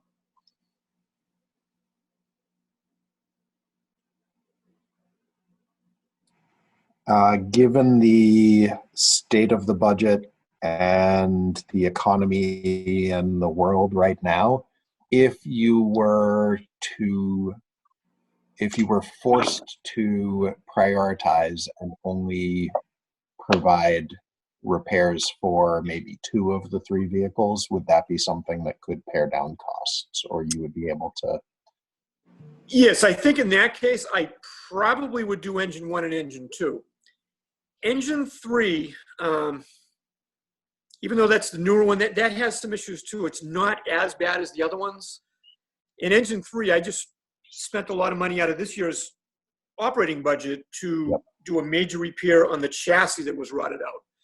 Now, an engine chassis is a lot different than a ladder truck chassis. I know that we replaced the ladder truck, a number of years ago because we had a major issue with the chassis on that.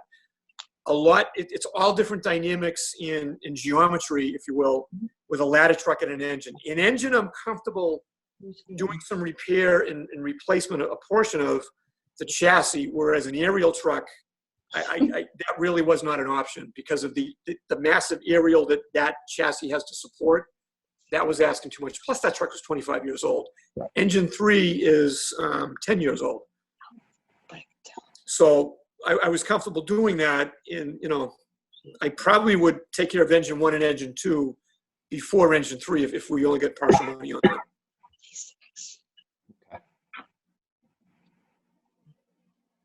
If that were the case, I probably would be looking at, at least 110,000, just to err on the side of caution, because engine 2 is the one that needs the most work. And Engine 2 is a great vehicle. Engine 2 is a strong engine. It's just the body on it is really the aluminum corrosion all over that vehicle has really become the issue on that. And So Matt, I have a question in general about these repairs. So if they aren't done, how much time is left to where these won't be safe anymore at all to use? I'm going to be honest with you. I don't think Engine 2 is safe right now, which is the reason we mothballed that engine. Because I really wanted to give Engine 3 a rest. Engine 3 ran frontline for a long time.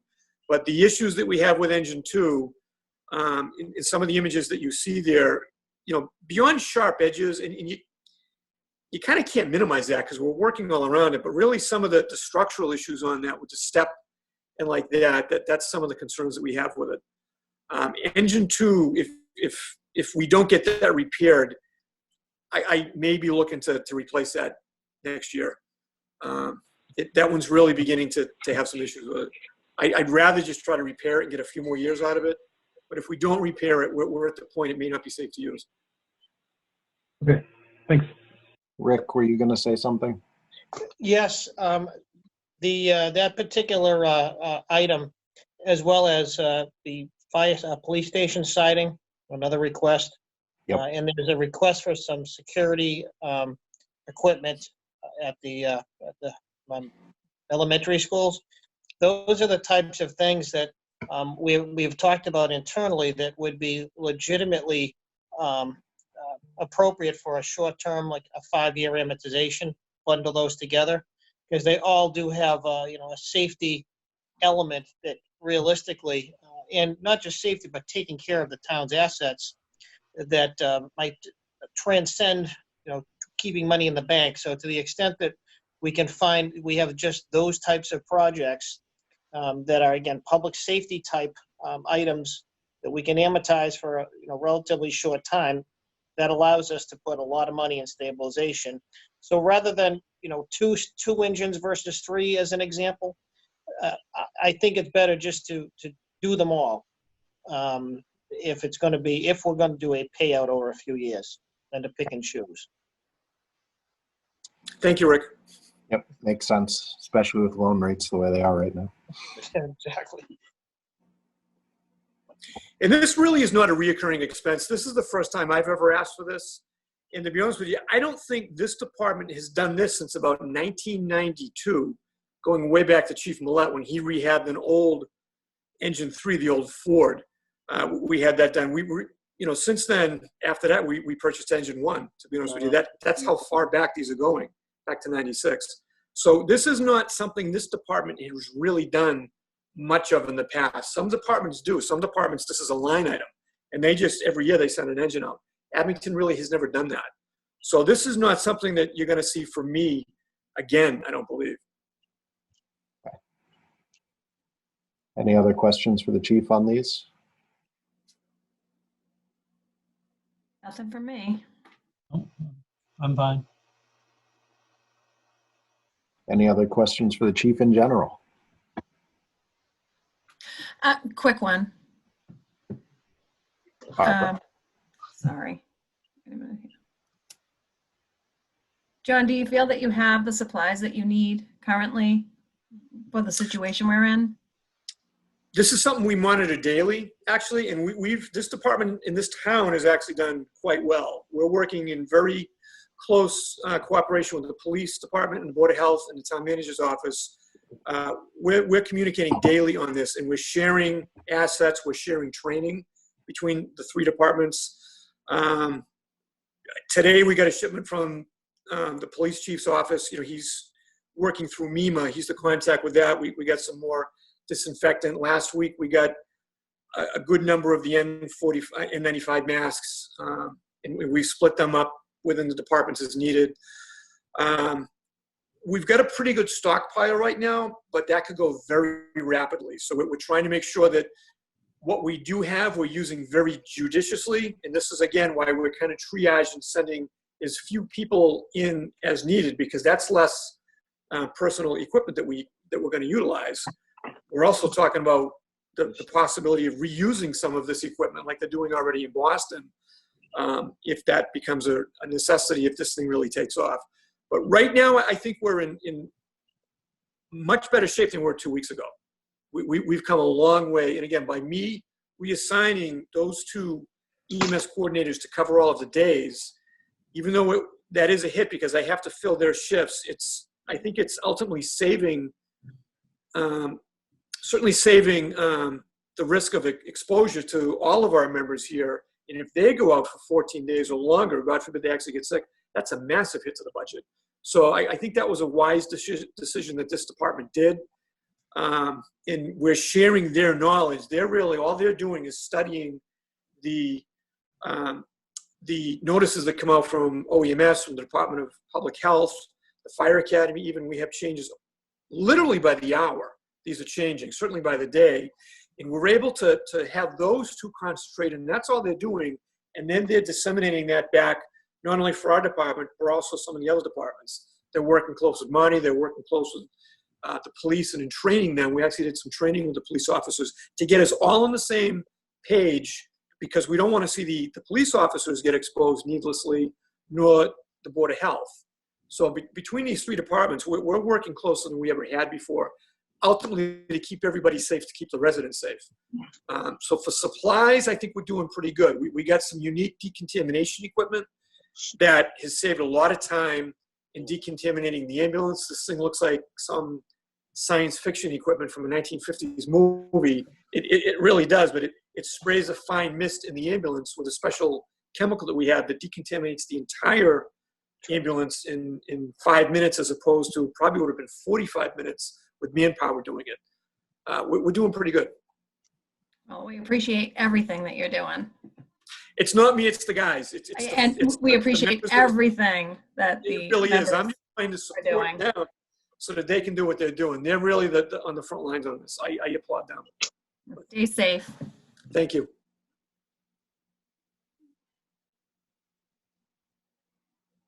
Thank you, Chief. Anyone else have anything?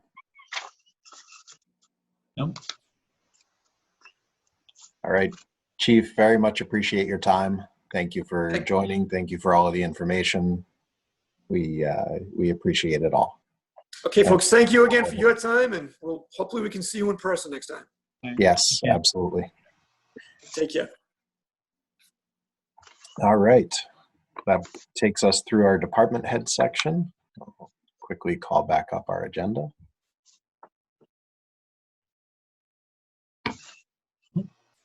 So we move on to the budget review, including the capital plan. Rick, What do you got? No, we decided to throw the capital plan out the window. Yeah. Because we don't know what we're doing with what we want to put into stabilization.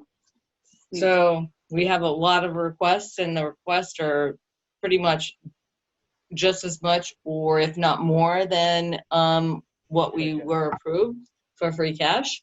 Yep. So Yeah, basically, there's a lot of requests. I don't know if you have those in front of you, Matt, but I know we're talking to our John Stone and the police chief. They're, other than the bare essentials, obviously we want to deal with cruisers. Realistically, other apparatus, again, Public Works, John understands that this isn't the year. Dave understands that this is not the year for motorcycles or a pickup truck. So keeping it as bare bones as possible and concentrating just on those items that would be more of a public safety type issues. So we will be giving you, by next week, we'll be giving you what we propose as for capital expenditures. But as we mentioned, this has been an interesting couple of weeks in trying to wrap our arms around the best approach, at least as far as we recommend, has been a little bit difficult. Right now, the Mass Municipal Association is estimating that the state could have a budget gap of about $3 billion next year. But again, this is just estimates, 2 to 3 billion. 3 billion would be about a 6.7% cut in state revenue. Now, if that trickles down to the local level through state aid, that's significant. Again, we don't know what the outcome's going to be. We don't know how the state's going to project their revenue to what extent the state may want to use some of their own stabilization. So we're trying to get our arms around that a little bit before we can be definitive. But prior to all this, as we mentioned, we have about a $300,000 gap, which that does include the position, the fire chief's budget without the new position. It does include some of the other items we talked about, including the additional the civilian dispatch and the police department.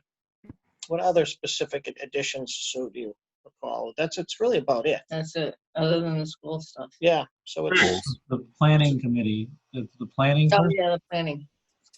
The The town planning planner. person. Yeah. The town. Oh, I'm sorry. Yes, thanks, Chris. Yes, that does include funds for a town planner. Correct. Yes. Rick, Yes, sir. could we ask everybody to cut their budgets by 20%? We can ask anything, Greg. No, I think we. I mean, No. sorry. No. Meaning, like, can we ask them as in, like, tell them to do it?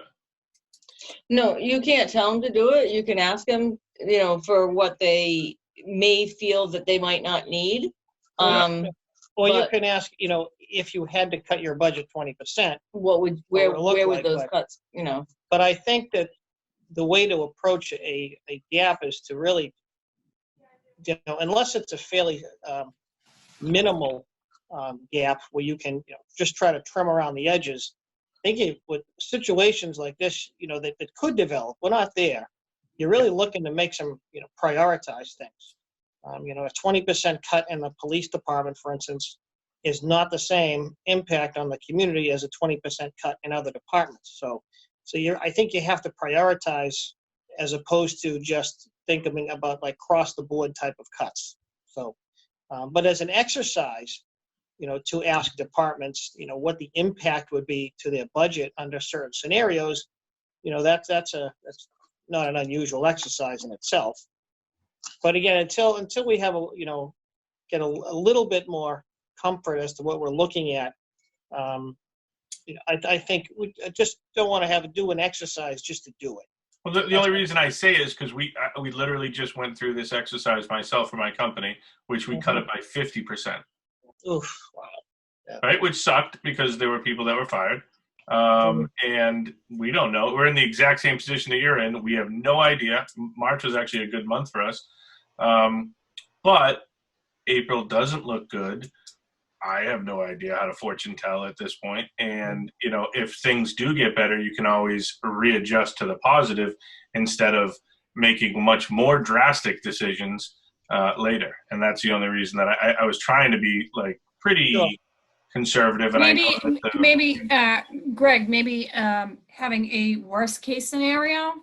Yeah, I'm meaning as opposed to an across the board cut, a specific cut for each, but maybe. Yeah, 100%. Like that's why I said, can you tell them to do that or ask them to do that? Meaning, instead of somebody else saying, all right, these are the things that need to go. If we found it pretty helpful to do that, and actually it worked.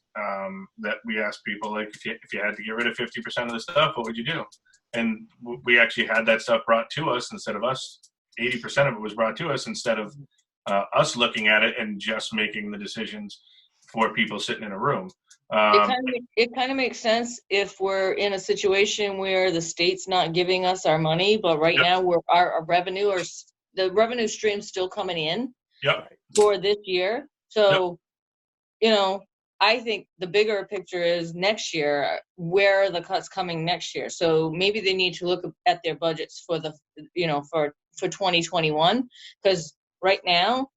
That's what I thought. That's what I was saying. They didn't worst case scenario for the budget we're working on. Right. That's what I'm talking about. Sorry, I wasn't talking about 2020.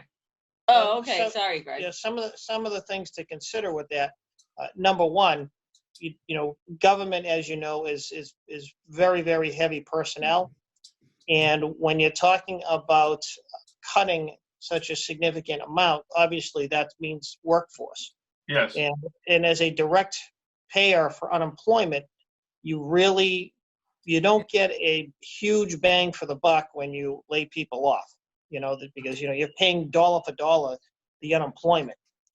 The other issue to consider is that, and I don't know how many of you have been through the downward spirals over the years, but you have to be careful how you address that, because you do have constituencies, whether it's schools or libraries or whatever the case is, and now you might be creating an alarm that's going to start pitting constituencies against each other, at least that perception. So I'm just saying there's something to be cognizant of in this environment. That's all. That's why I think looking at, not necessarily delving into the very specifics, but looking at for the budget that we're working on for next year, having some type of, even just a loose plan of worst case scenarios where we could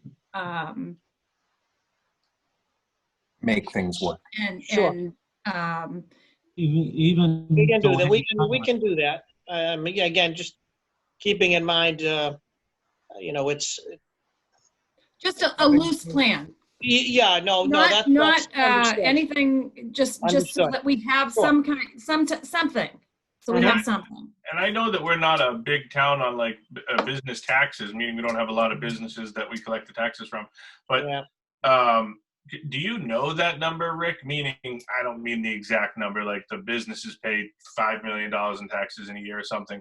But do we have like a number that we know, or at least have an idea from just the businesses? Because the reason that I say it is because, not that people haven't been affected, but those are the ones that are going to be affected right this second, whereas it probably will show up on your balance sheet, I'm assuming, a little quicker than maybe a person would, but I might be wrong with that. Well, and I would guess something like the restaurant tax. Yeah. That's what I mean. Like whatever the taxes are that businesses pay that we collect, is that a number? And at least I'm assuming those businesses are talking to the town. We have a straight tax rate. So businesses, residential, they all pay the same tax rate. Yep. So the tax levy is, that's the only revenue source that we know we're going to get. Now it may be that there are some late fees. It could be that that there could be uncollected taxes that ultimately have to be pursued by the collector. But those tax dollars are coming in. That's about the only thing we know we can count on. But yes, hold on, sorry. Question there. Meals tax is going to take a hit, though. Yes. Question there. Because of the unprecedented times, what are we looking to do with the, your average taxpayer that is hit hard by the situation? Are we going to be still business as usual with late fees and that type of thing? Well, there are certain options that have been just in the last week have been provided for by the state. One of them is to back up the due dates for tax bills until June. And in addition to that, fees and penalties can be also would be delayed or. But I think what most towns are looking at doing is not to delay the due dates on bills, but to forgive late fees and interest from that, because a lot of the overwhelming majority of the taxes that are collected are collected through mortgage escrow. So to move the due date back for collection of bills seems a little self-defeating. So it makes more sense to waive late fees and interest than to push the date back for actual collections, because you're just hurting your cash flow, and realistically, the banking and mortgage companies are the ones who get to use your money for another 30 days. Right. So that would be what I think we'll probably be looking at recommending is to maintain the tax collection schedule, but to approve the waiver of fees and fines, late fees and fines. Okay. That was in the document that Matt sent us on Saturday or something about was some of those delays. Right.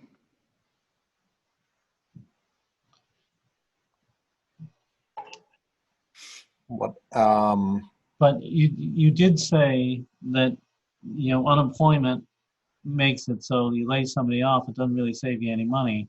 But you need to lay off more people. To lay off one person, you need to lay off two in order to recoup that tell us not to the hire benefit.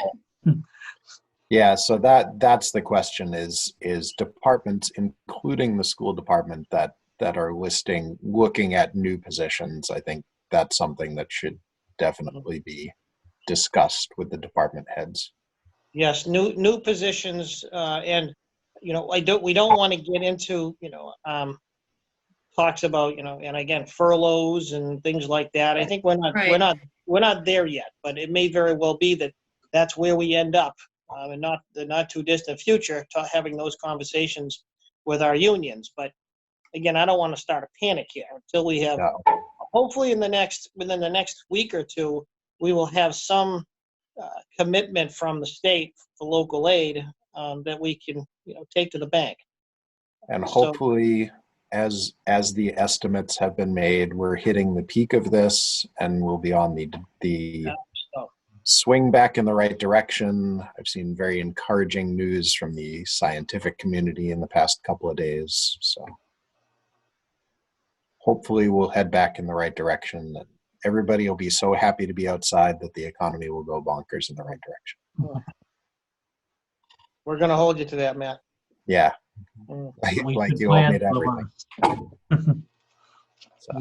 We need that loose plan, I think. Yeah.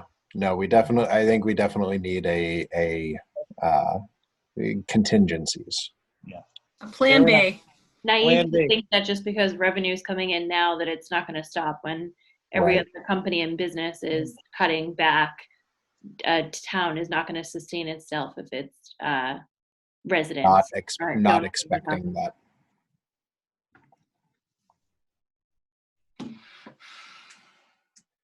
So looking back at our agenda again, free cash, as we discussed, timeline.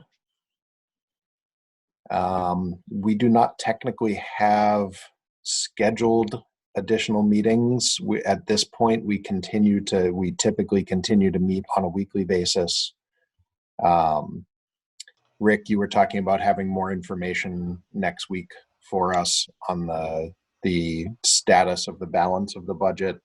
Correct. Do we have, I know there has been discussion about allowing for pushing back of town meeting. I know that town election has been pushed back, and the general consensus is that town meeting will also be pushed back. Do you have any kind of update on that? Only that I know the selectmen discussed it the other night, at least it was on their agenda. I know, and you may have seen, I know you've been on correspondence from moderator Sean Riley. He's obviously tracking, you know, legislation very carefully. And at this point, there isn't, it's a little early, I think, to make a decision on what a date might be, but fortunately having a late town meeting, you know, in mid-May does give us a little more luxury. But I think, as you mentioned, I think we'll probably be looking at continuing the town meeting at the, you know, without a specific date, just so that we know it's not May 18th, because that's clearly going to be, unless we have a minor miracle, it would seem that we're not going to be out of the woods. So I think you might see just a postponement of town meeting to an undefined date at the moment. That's just my looking at my crystal ball. And certainly any recommendations that the Finance Committee has would obviously be helpful for the board making that decision. Yep. Will that also include changing of the dates for articles being submitted, being finalized? No. those. No, that's, I know did not- I certainly won't recommend opening up the warrant again unless Yeah. there's an emergency of sorts, article, but other than that, no. I wouldn't have expected it, but I needed to ask it. Fair enough, yeah. So I think for us, we'll continue to evaluate, but meet. We'll evaluate each week, but look at meeting each Wednesday at 7. Okay. Sounds good to us. Anything else for timeline? Just when do you think we could look at a backup plan or a plan B? Rick, I know that really puts you, you guys have a lot going on, but Yeah, that's tough. You know what?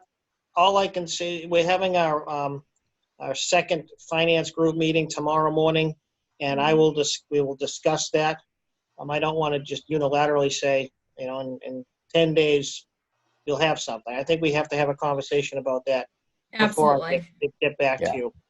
I think if you've got the meeting tomorrow morning, if you discuss it there and can give us an update next week at our meeting. Okay, very good. With at least maybe a loose idea of when you might have that backup plan. That would be good. Sounds fair. Other questions on the timeline, anyone?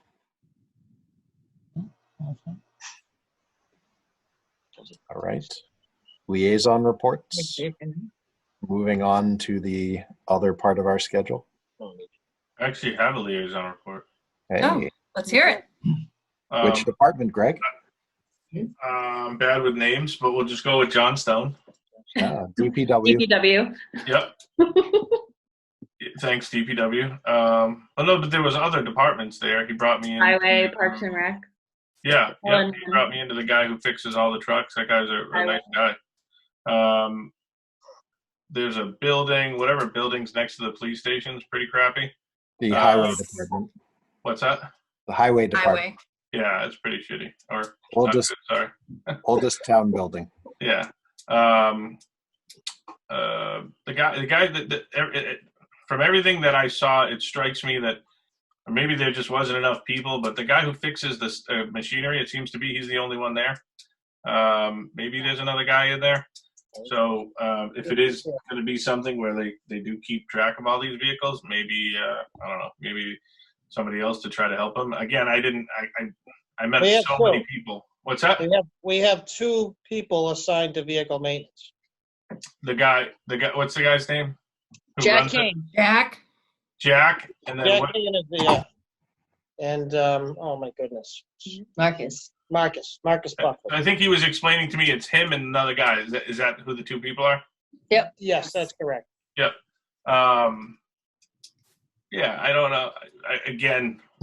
I went there when they had a front end loader in there. I don't know how many people are supposed to work on front end loaders, but it was pretty big. They're not buying a front end loader for $500,000. What's that? At least they're not buying a front end loader for $500,000, and you're going to research it on the internet. Hey, yeah. I think he said he wanted to. There was one that he needed a new one. Yeah, well, whoever needed one. It's not going to be next year. He already knows that. It won't be next year. He also said that the street sweepers are all messed up. Those are in there also getting fixed. Yeah, it was good to at least go down and see. They had said nobody's ever been down there, so I would say for people to go down so they can at least see it. Yeah. Anybody who actually likes big trucks, or if they have kids or something like that, maybe when we have been down, just not recently, but they do an amazing job. Yeah, no, he seemed to be a guy who is pretty fruitful, maybe is the word, but resourceful. Very resourceful down there at the highway department. Yeah.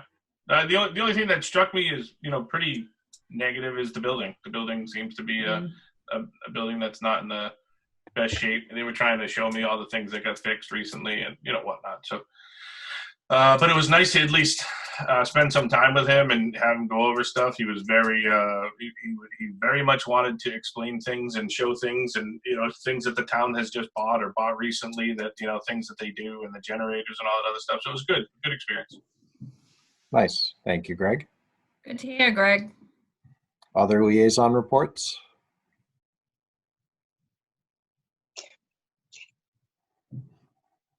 Russ? There's not much. Well, yeah. Search committee. The Board of Selectmen did choose their top candidate Monday night, Scott Lambiase, who is Director of Operations, the town of Duxbury, I believe. And so I believe that they're organizing themselves and getting ready to start negotiations. All 4 of the interviews occurred over 2 successive nights, and I believe both of those have now been posted to the YouTube channel. Expertly recorded and managed by Kevin. Thank you, Kevin.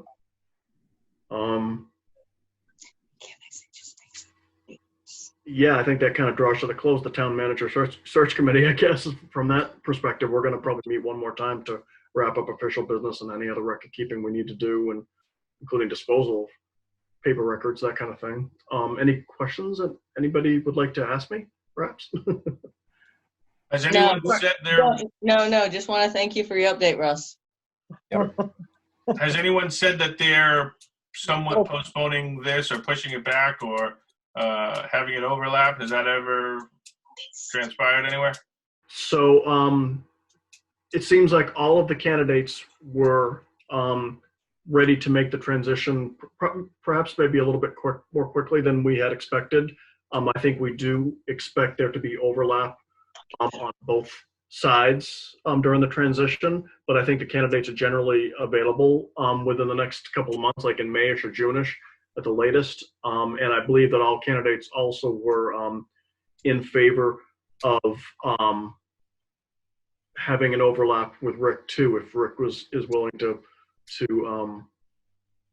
stay on to help. So, which I think is what is generally regarded as what everybody wants to do as well. So, Do you know if it's been checked into whether we have the finances in the budget for that?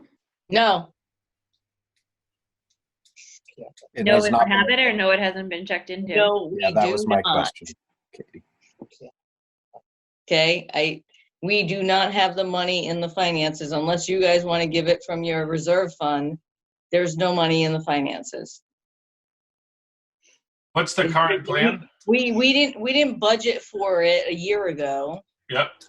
And so how are you going to pay for it now?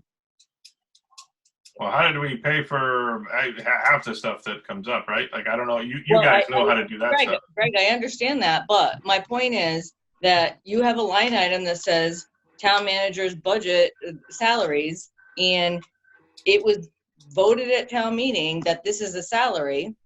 The salary needs to be paid out for the current town manager and his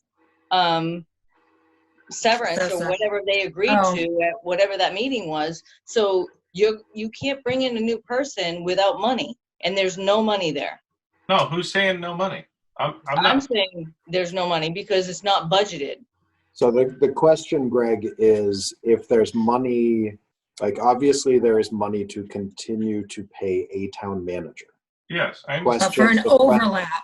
The question There's not money is for an overlap of time between when the new town manager starts and when Rick leaves. Yeah, no, I completely get it. I'm not saying for somebody to do something not being paid. Correct. I'm saying take it out of, I don't know, whatever. Again, I don't know the names of the funds, but take it out of one of the funds. You can't take it within a fund. It's already been voted. Right. Yeah, it has to be voted. Thank you, Barbara. That's going to be our biggest issue, is that we voted on a budget, and in order to change that, you need to have some type of town meeting or put it in as a stipend. So we have a town manager that we can't pay a salary to? But we didn't know. The question is not whether we have a town manager or whether we're hiring a town manager that we can't pay a stipend to. The question really would be, if we are looking to have an overlap between the new town manager and Rick, how do we pay Rick? Where does that money come from? It can't come from a stipend because the stipend hasn't been voted on for the fiscal year 20 budget. So it would be a question of where that money would come from and where we can legally find a way to provide that money. Especially this late in the fiscal year. Correct. We're in April.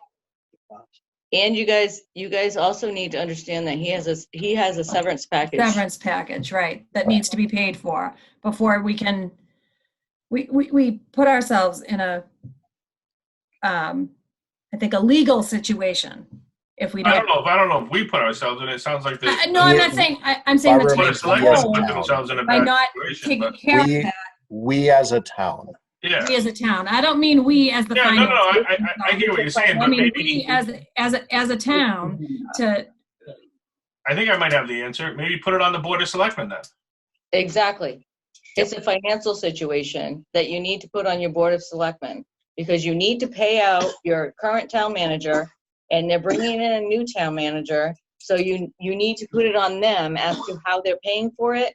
And I can tell you right now that our current budget situation doesn't allow for a new town manager to be paid whatever, $140,000, $160,000 a year for the next 2 months, 3 months, whatever they hire him for, without somebody voting, whether it's the Finance Committee or the Board of Selectmen, saying, where's that money coming from?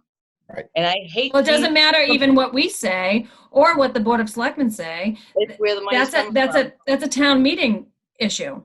Exactly. Like, you can't just unilateral, like, we can't as a Finance Committee and they can't as a Board of Selectmen decide that they're going to pay X amount of dollars. That's an issue for town meeting.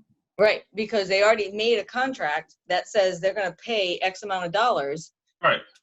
To one person, so that person needs to get paid whether he's here or not, and then they need to figure out how they're going to pay this next person. And I don't think they understand that it's just not, hey, there's money available. It needs to be a vote of meeting. Was the severance in the budget? The severance is vacation time. He gets paid out the rest of his vacation time that he hasn't used. All right, so that's in the budget. We've already budgeted for that and voted for it at town meeting. Okay. Yes. So it's just the overlap of paying two people that's not in the budget. Which you're looking So at, you like, wouldn't have money. We don't have money to pay a new town manager until we're done with the current town manager. Yeah. Is going to be a situation. I know it's going to sound terrible, but does this other person coming in, he's the director of operations? Is that Yes, right? Maybe Russ can answer that. Yes, he is. Yep. So again, I'm definitely not a public sector guy, so I really don't know my ass from my elbow. But I can't think of any times I know a director of operations that goes in to be a CEO of a company, which is basically, I don't know, I'm assuming that's roughly what the move is. Does this person have experience doing this stuff? Have they been doing it since hopefully 07, 08 and actually experienced something that's pretty negative? Hey, Craig. Yeah. I'm being told to shut my mouth right now, but I agree with you. Like, no, I mean, these are all questions that I ask in my company, and they have to be asked.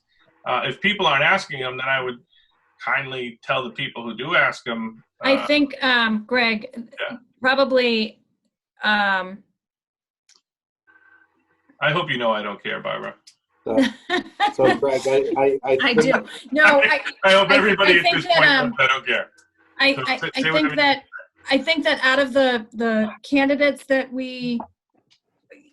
Russ could probably better say as far as the experience and why, in a broad term, why certain candidates stuck out from others. Yep.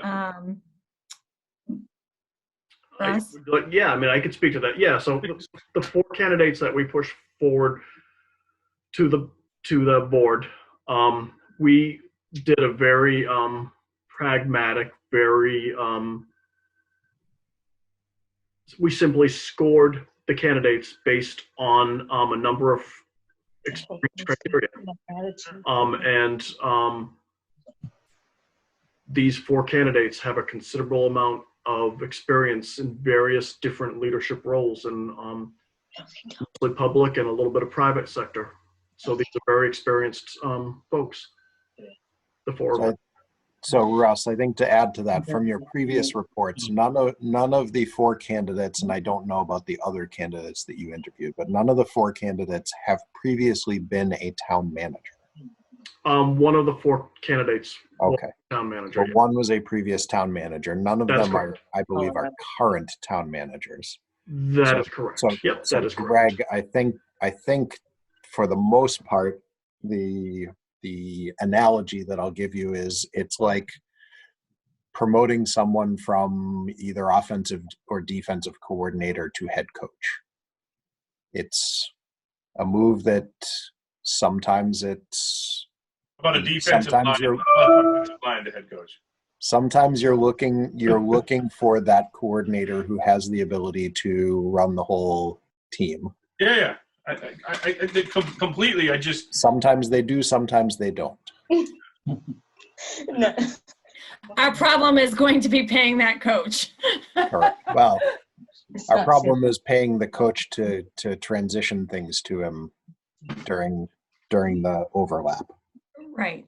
Which honestly is really, really important, Yes, in my especially opinion. given the state of The circumstances that we're in currently. There's just so many factors. There's just so many moving parts, and it's so constantly changing and very fluid. Rick, are you available to do this? I'm nervous We're looking for you. The whole stabilization. Rick, are you available to do this or not available?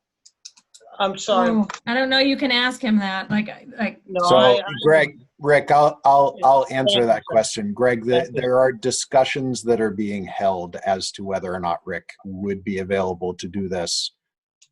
And I would assume that those discussions involve whether or not he would, like, what the compensation for him would be and what the terms would be, and if it's a set deadline, an at-will thing, like those kind of information, I think would be a discussion between Rick and the Board of Select. and probably a lot of legal issues around. Yes. And that we don't want to get the town involved in, or I love all the legal issues. Yes. Well, my point would be, I know that we give specific guidance on doing things. I would say, does everybody know, or does the Board of Selectmen or whoever Rick has to talk to, whatever, I don't know all the names of everything, but do they know that we think that is a good idea? I have Yes. spoken to members of the Board of Selectmen. They know So, that we could probably take a sense of the meeting. So. Yeah, I believe the majority of the board and, I think overwhelmingly that is the, almost, everybody that I'm aware of informally would feel much better with the overlap period. Absolutely, yes. And does anybody know, I know what I told these guys for an overlap period, but is everybody, the reason I asked Rick if he's available is because I don't know what's being discussed with Rick, right? So somebody said 30 days, another thing said it was 3 months. This is a pretty crappy time.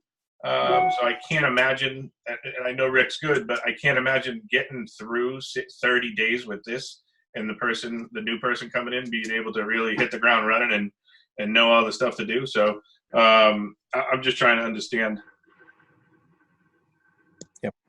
Yeah, I agree. In these times, I think 30 days would is pretty short. I think that's the minimum that's being discussed, but honestly, I'm not privy to those discussions beyond that. But Russ, even with 30 days being discussed, we're still in the financial situation. Okay, so let me ask you, why would he want to be 30 days? I have no idea.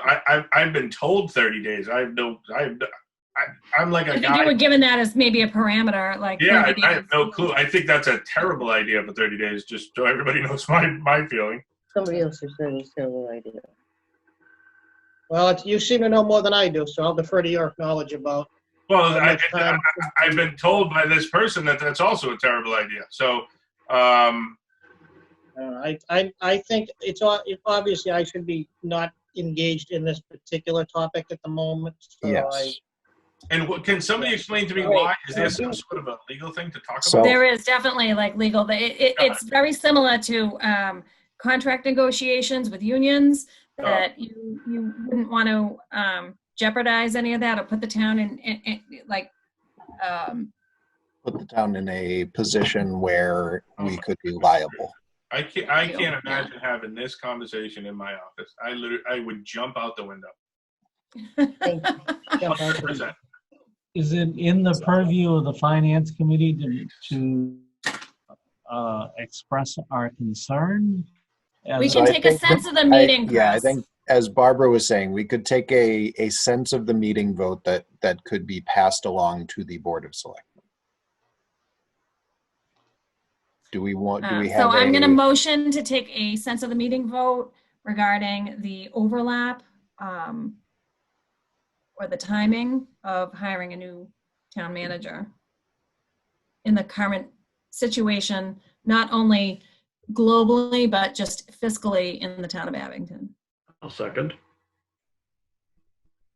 discussion? What specifically do we So I would want specifically to say have a anything sense? less than, in my opinion, 3 months.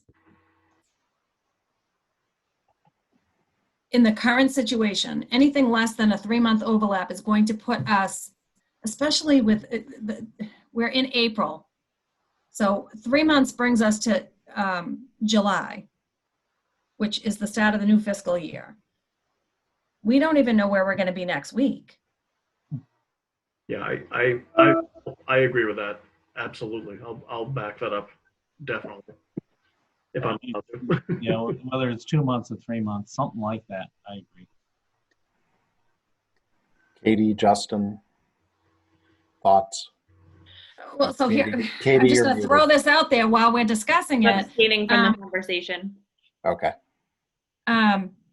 I want to throw this out there while we're discussing it, that we also don't have the finances that I'm aware of to pay for a 3-month overlap. Right.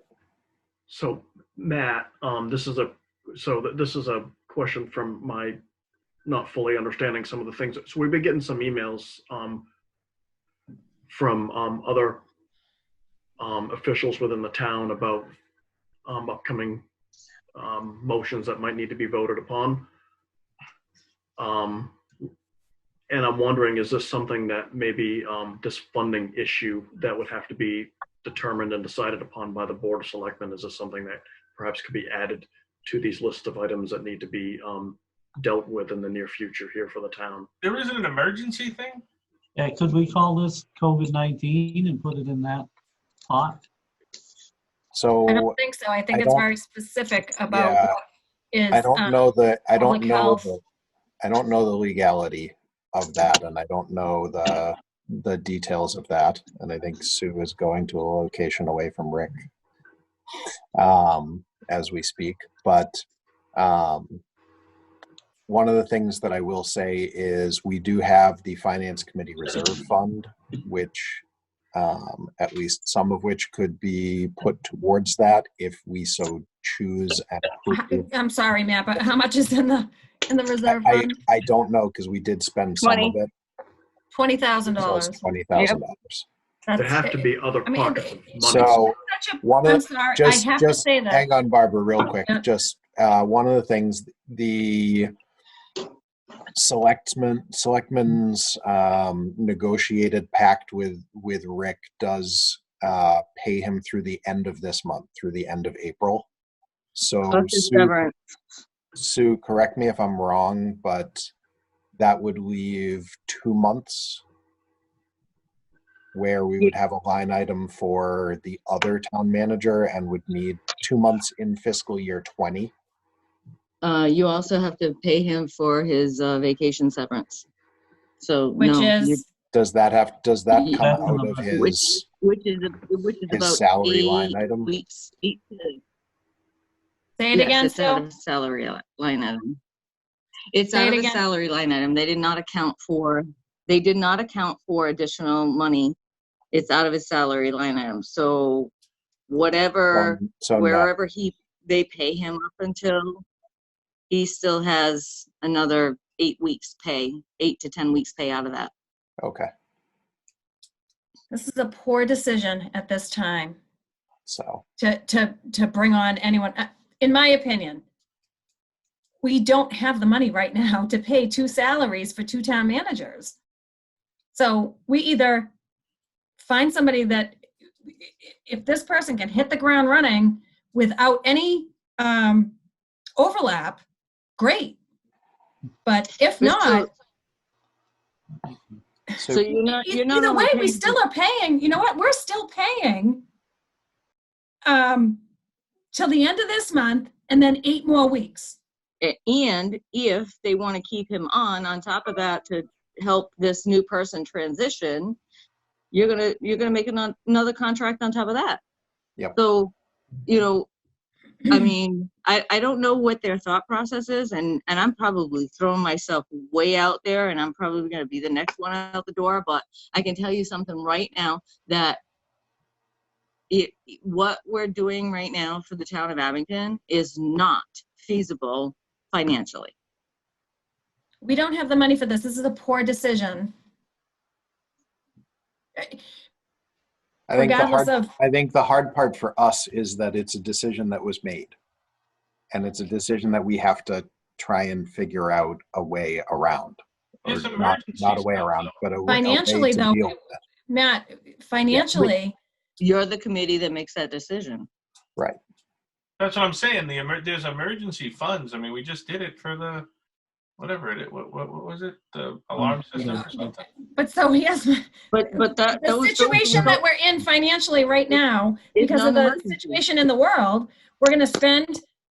Let me go quick. Yeah, no, I mean, I hear what you're saying. It's just, I don't know. We'd have to use our reserve fund. It's not a normal time, and no, it's definitely I just cannot imagine somebody. Rick's done at the end of this month. This person's going to come in what? I mean, we're already April 8th, so let's say that these guys have a week or 2 weeks overlap. I mean, I don't know. If I needed to replace myself right now, I couldn't do it in 2 weeks. But we don't even have the money to pay for. Like, that's the thing. We don't even have the money. I don't know. So I mean, I don't know how it works, unfortunately. There is Matt. Yeah. Looking at the numbers, is it just me, or there is no money for an overlap? It does not sound like there's money for an overlap. It doesn't sound like there's money for the severance package that the Board of Selectmen agreed to. I thought when I asked just a little while ago that was in the budget. The severance. The severance was definitely said it was in the budget. So from the sounds, and Sue, correct me if I'm wrong, but from the sounds of what Sue was saying, the severance essentially zeroes out the line item for town manager. To the end of the month. To the end of the fiscal year. No, I think till the end of the month. So Rick would be paid through like his salary to the end of April. That's what I believe. That's what I think she was saying. But the severance, the vacation time would essentially be the May and June pay for the town manager line item. That's how I understood it, Matt. But you knew that which does not leave. Sorry, what was that, Chris? You knew the severance was coming, even if you didn't plan for an overlap. You knew the severance was coming. I would have thought that would be in the budget. the vacation. Well, the budget was Well, but the crafted budget back. was done before this. Yeah, the budget was passed okay. and voted on before this situation. That would have been last May, I think. Yeah, last May we did the budget. This came up, October, I think? But isn't the vacation time in the budget? Normally? There was, but not severance. Okay. Right. All right.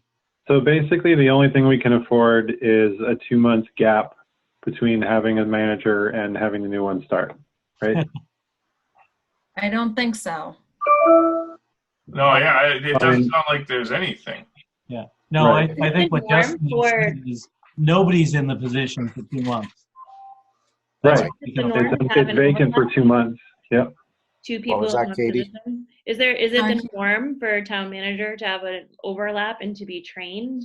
I mean, I've never gone into a management position and had someone stay for 3 months and train me. I know I'm not running a town, but I mean, is it the norm that a town manager stays on and trains the new town manager for 3 months? Is that a realistic expectation? There's certainly no requirement. There's Yeah, I don't know. I don't know. I mean, we could probably ask. Previously, we had an assistant town manager, which we don't have now. So that position, like when the current town manager came on, that assistant town manager did the training. The transition. We could ask the training and the transition and all of that. So we could probably ask, like, what is believed to be the time frame. I definitely think, just because, you know what, I don't think 30 days would be an issue in normal circumstances. I think 30 days in the current situation that we're in globally is unrealistic. But it doesn't sound like we Because have it's- 30 days.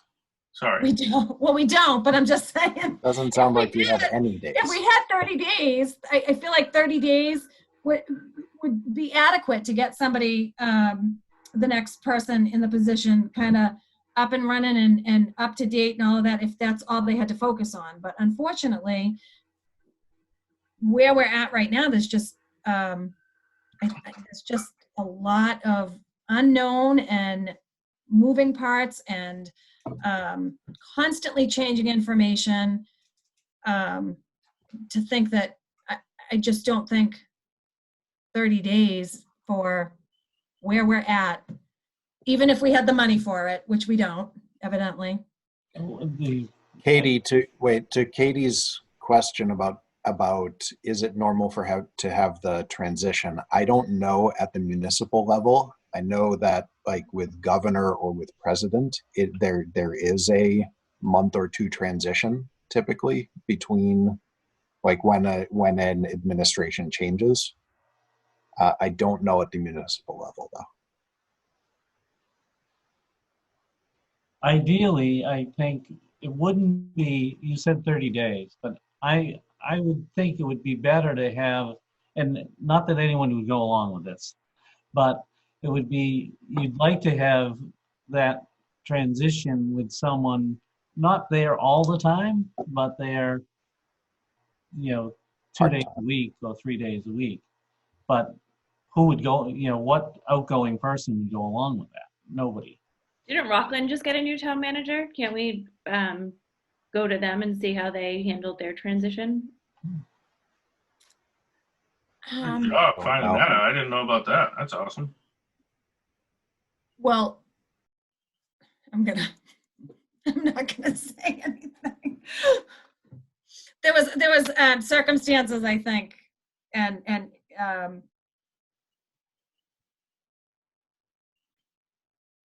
there was some ongoing long-term issues, I believe, that they then had to, for quite a while, I think they were prepping for that. But we've been prepping for a transition for a year too. It's not like we just received a resignation and had no idea. No, I know. I just mean the person coming into the position in the situation that we're in.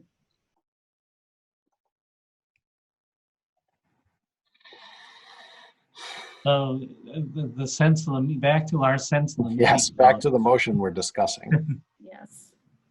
Yeah, what exactly are we going to propose to the board now?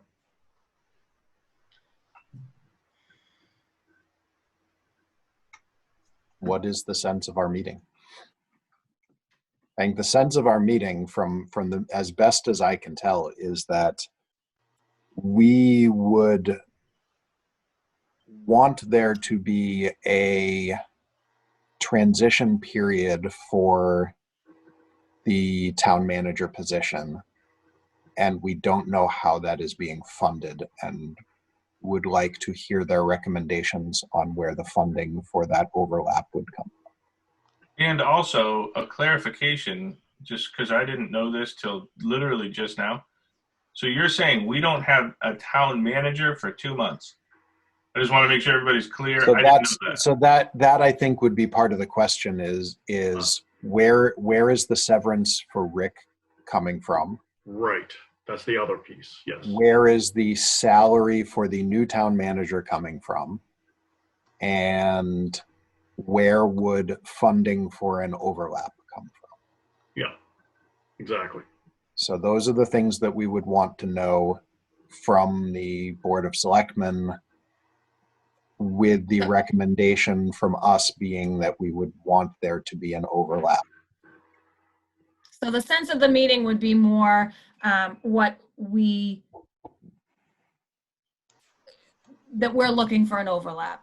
I don't even know that we necessarily have to give a time frame, just that we are looking for whoever this new individual is to not just be kind of Thrown to the plunked wolves. down and thrown to the wolves. Exactly. Like, give this person a fighting chance, and don't set the person up for failure. We want there to be some type of natural transition, taking into account the current situation that not just our town, but just the world as a whole is in. And then maybe that's maybe the sense of the meeting. And then we also have additional questions for the selectmen of what the plan is financially, how to pay for these things.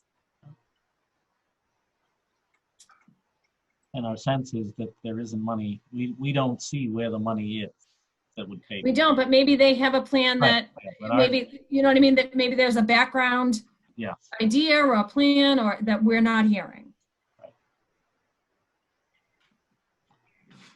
So what I'm hearing from Barbara is a motion to, for a sense of the meeting vote to inform the Board of Selectmen that we, as a committee, desire for there to be an overlap period between the outgoing town manager and the incoming town manager, and that we have questions about where the finances for that and the severance and the paying of town managers comes. Right, so I think it's two separate things, Matt. Like, the sense of the meeting is that we would be voting to say that we as a committee are looking for an overlap.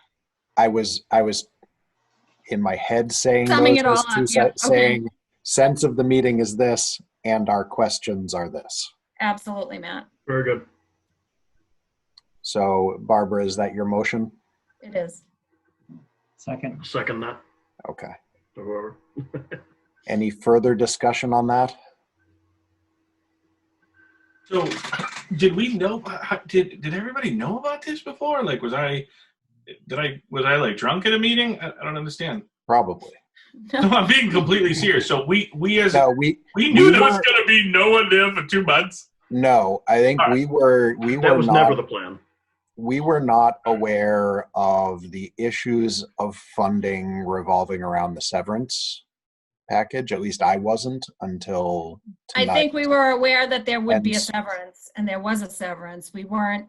It was in the budget. Literally, if we go back to the notes, you'll see it in the notes.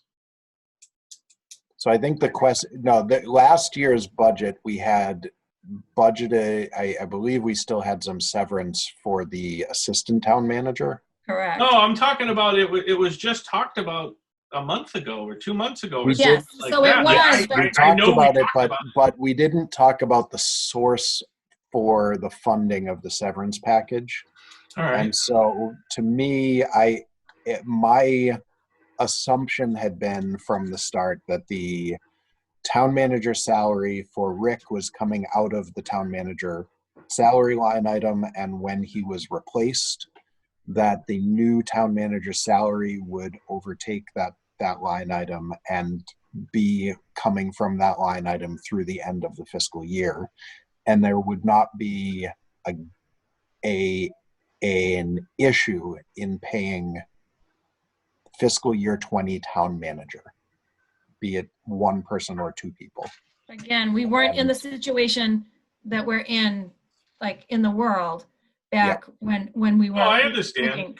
Can we You know what not I mean? put Like, this, so I think, can we not put this thing in that lets everybody in the building? The alarm, yes, the alarm that we're using emergency funds for that we learned Well, later. that's what I'm saying. Can we not do that It's already right done. this second? Or is that, I know we already voted on it, but like, can we stop it somehow? It was already done. They already installed it. Nothing happens quick except for that, right? well, the funding for that was how much, It Matt? benefited them, so of course it happened quickly.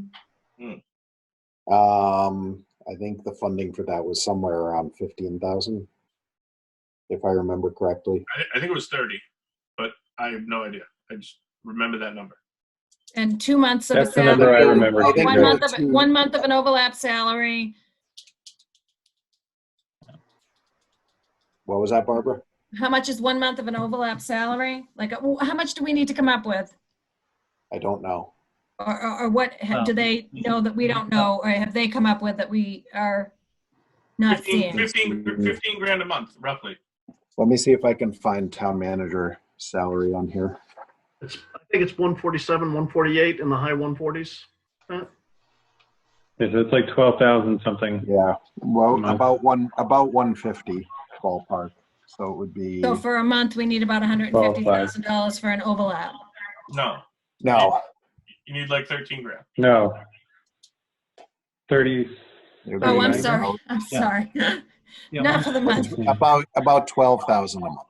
12,000 for the month of the 30-day overlap. Well, actually, you know what? You might be right. It might be 30 because if we have nothing in the budget for those 2 months. Well, we have something in there, we just don't have anything for the severance. If somebody has something for the severance. Oh, right. We've budgeted for the vacation, but not the We budgeted severance. for the vacation. We budgeted for the salary for the town manager. So the question of where the That severance is includes coming the, right. is relevant. What is the, so the severance isn't the vacation time? No. So the severance is the equivalent of his vacation time, from what I understand. So I was also told the same thing. So is it not the vacation time? It is. So it would be that amount of 2 months. Right? I don't know. Vacation time can't be 8 weeks. Well, we know that we budgeted for the 8 weeks because that was part of the salary, right? Right, we budgeted for. We would not have 12 months. budgeted for severance at the last town meeting because we weren't switching. We weren't, right, we were not in the process of relieving a town manager of duties at the time. So whatever the severance is, it's not budgeted. Correct. Right, so we need to cover that, and if we want an overlap of So it's even 30 of grand. 30 days, 25 grand a month.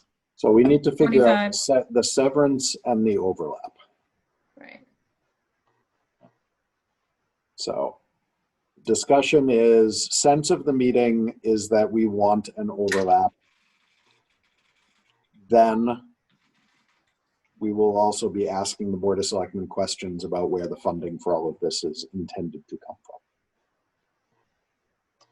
Yes. Yes.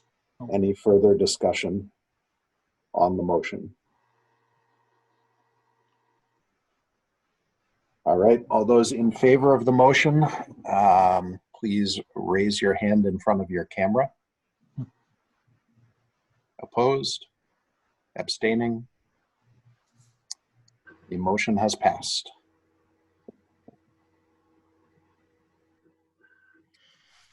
I do not have anything else on the agenda for today. There's no correspondence. There are no minutes for us to vote on. It's been a nice quick meeting. I'm looking forward to going and eating dinner. I don't know about anyone else, but do we have any Motion to other? adjourn. What was that, Katie? A motion to adjourn. Second. Second. While we are debating the motion to adjourn, I will just say we will meet next Wednesday, April 15th, which is no longer tax day. At 7 o'clock, we will meet again on Zoom. Kevin, thank you. Kevin Tossi, thank you very much for the assistance with setting this up tonight and getting everybody into the meeting. Any Kevin, further thank you so discussion? much. Sorry it lasted so long tonight. Yeah. Yes. Any further discussion on the motion to adjourn? Without any, all those in favor of adjourning? Aye. All right. We are unanimous. We are adjourned.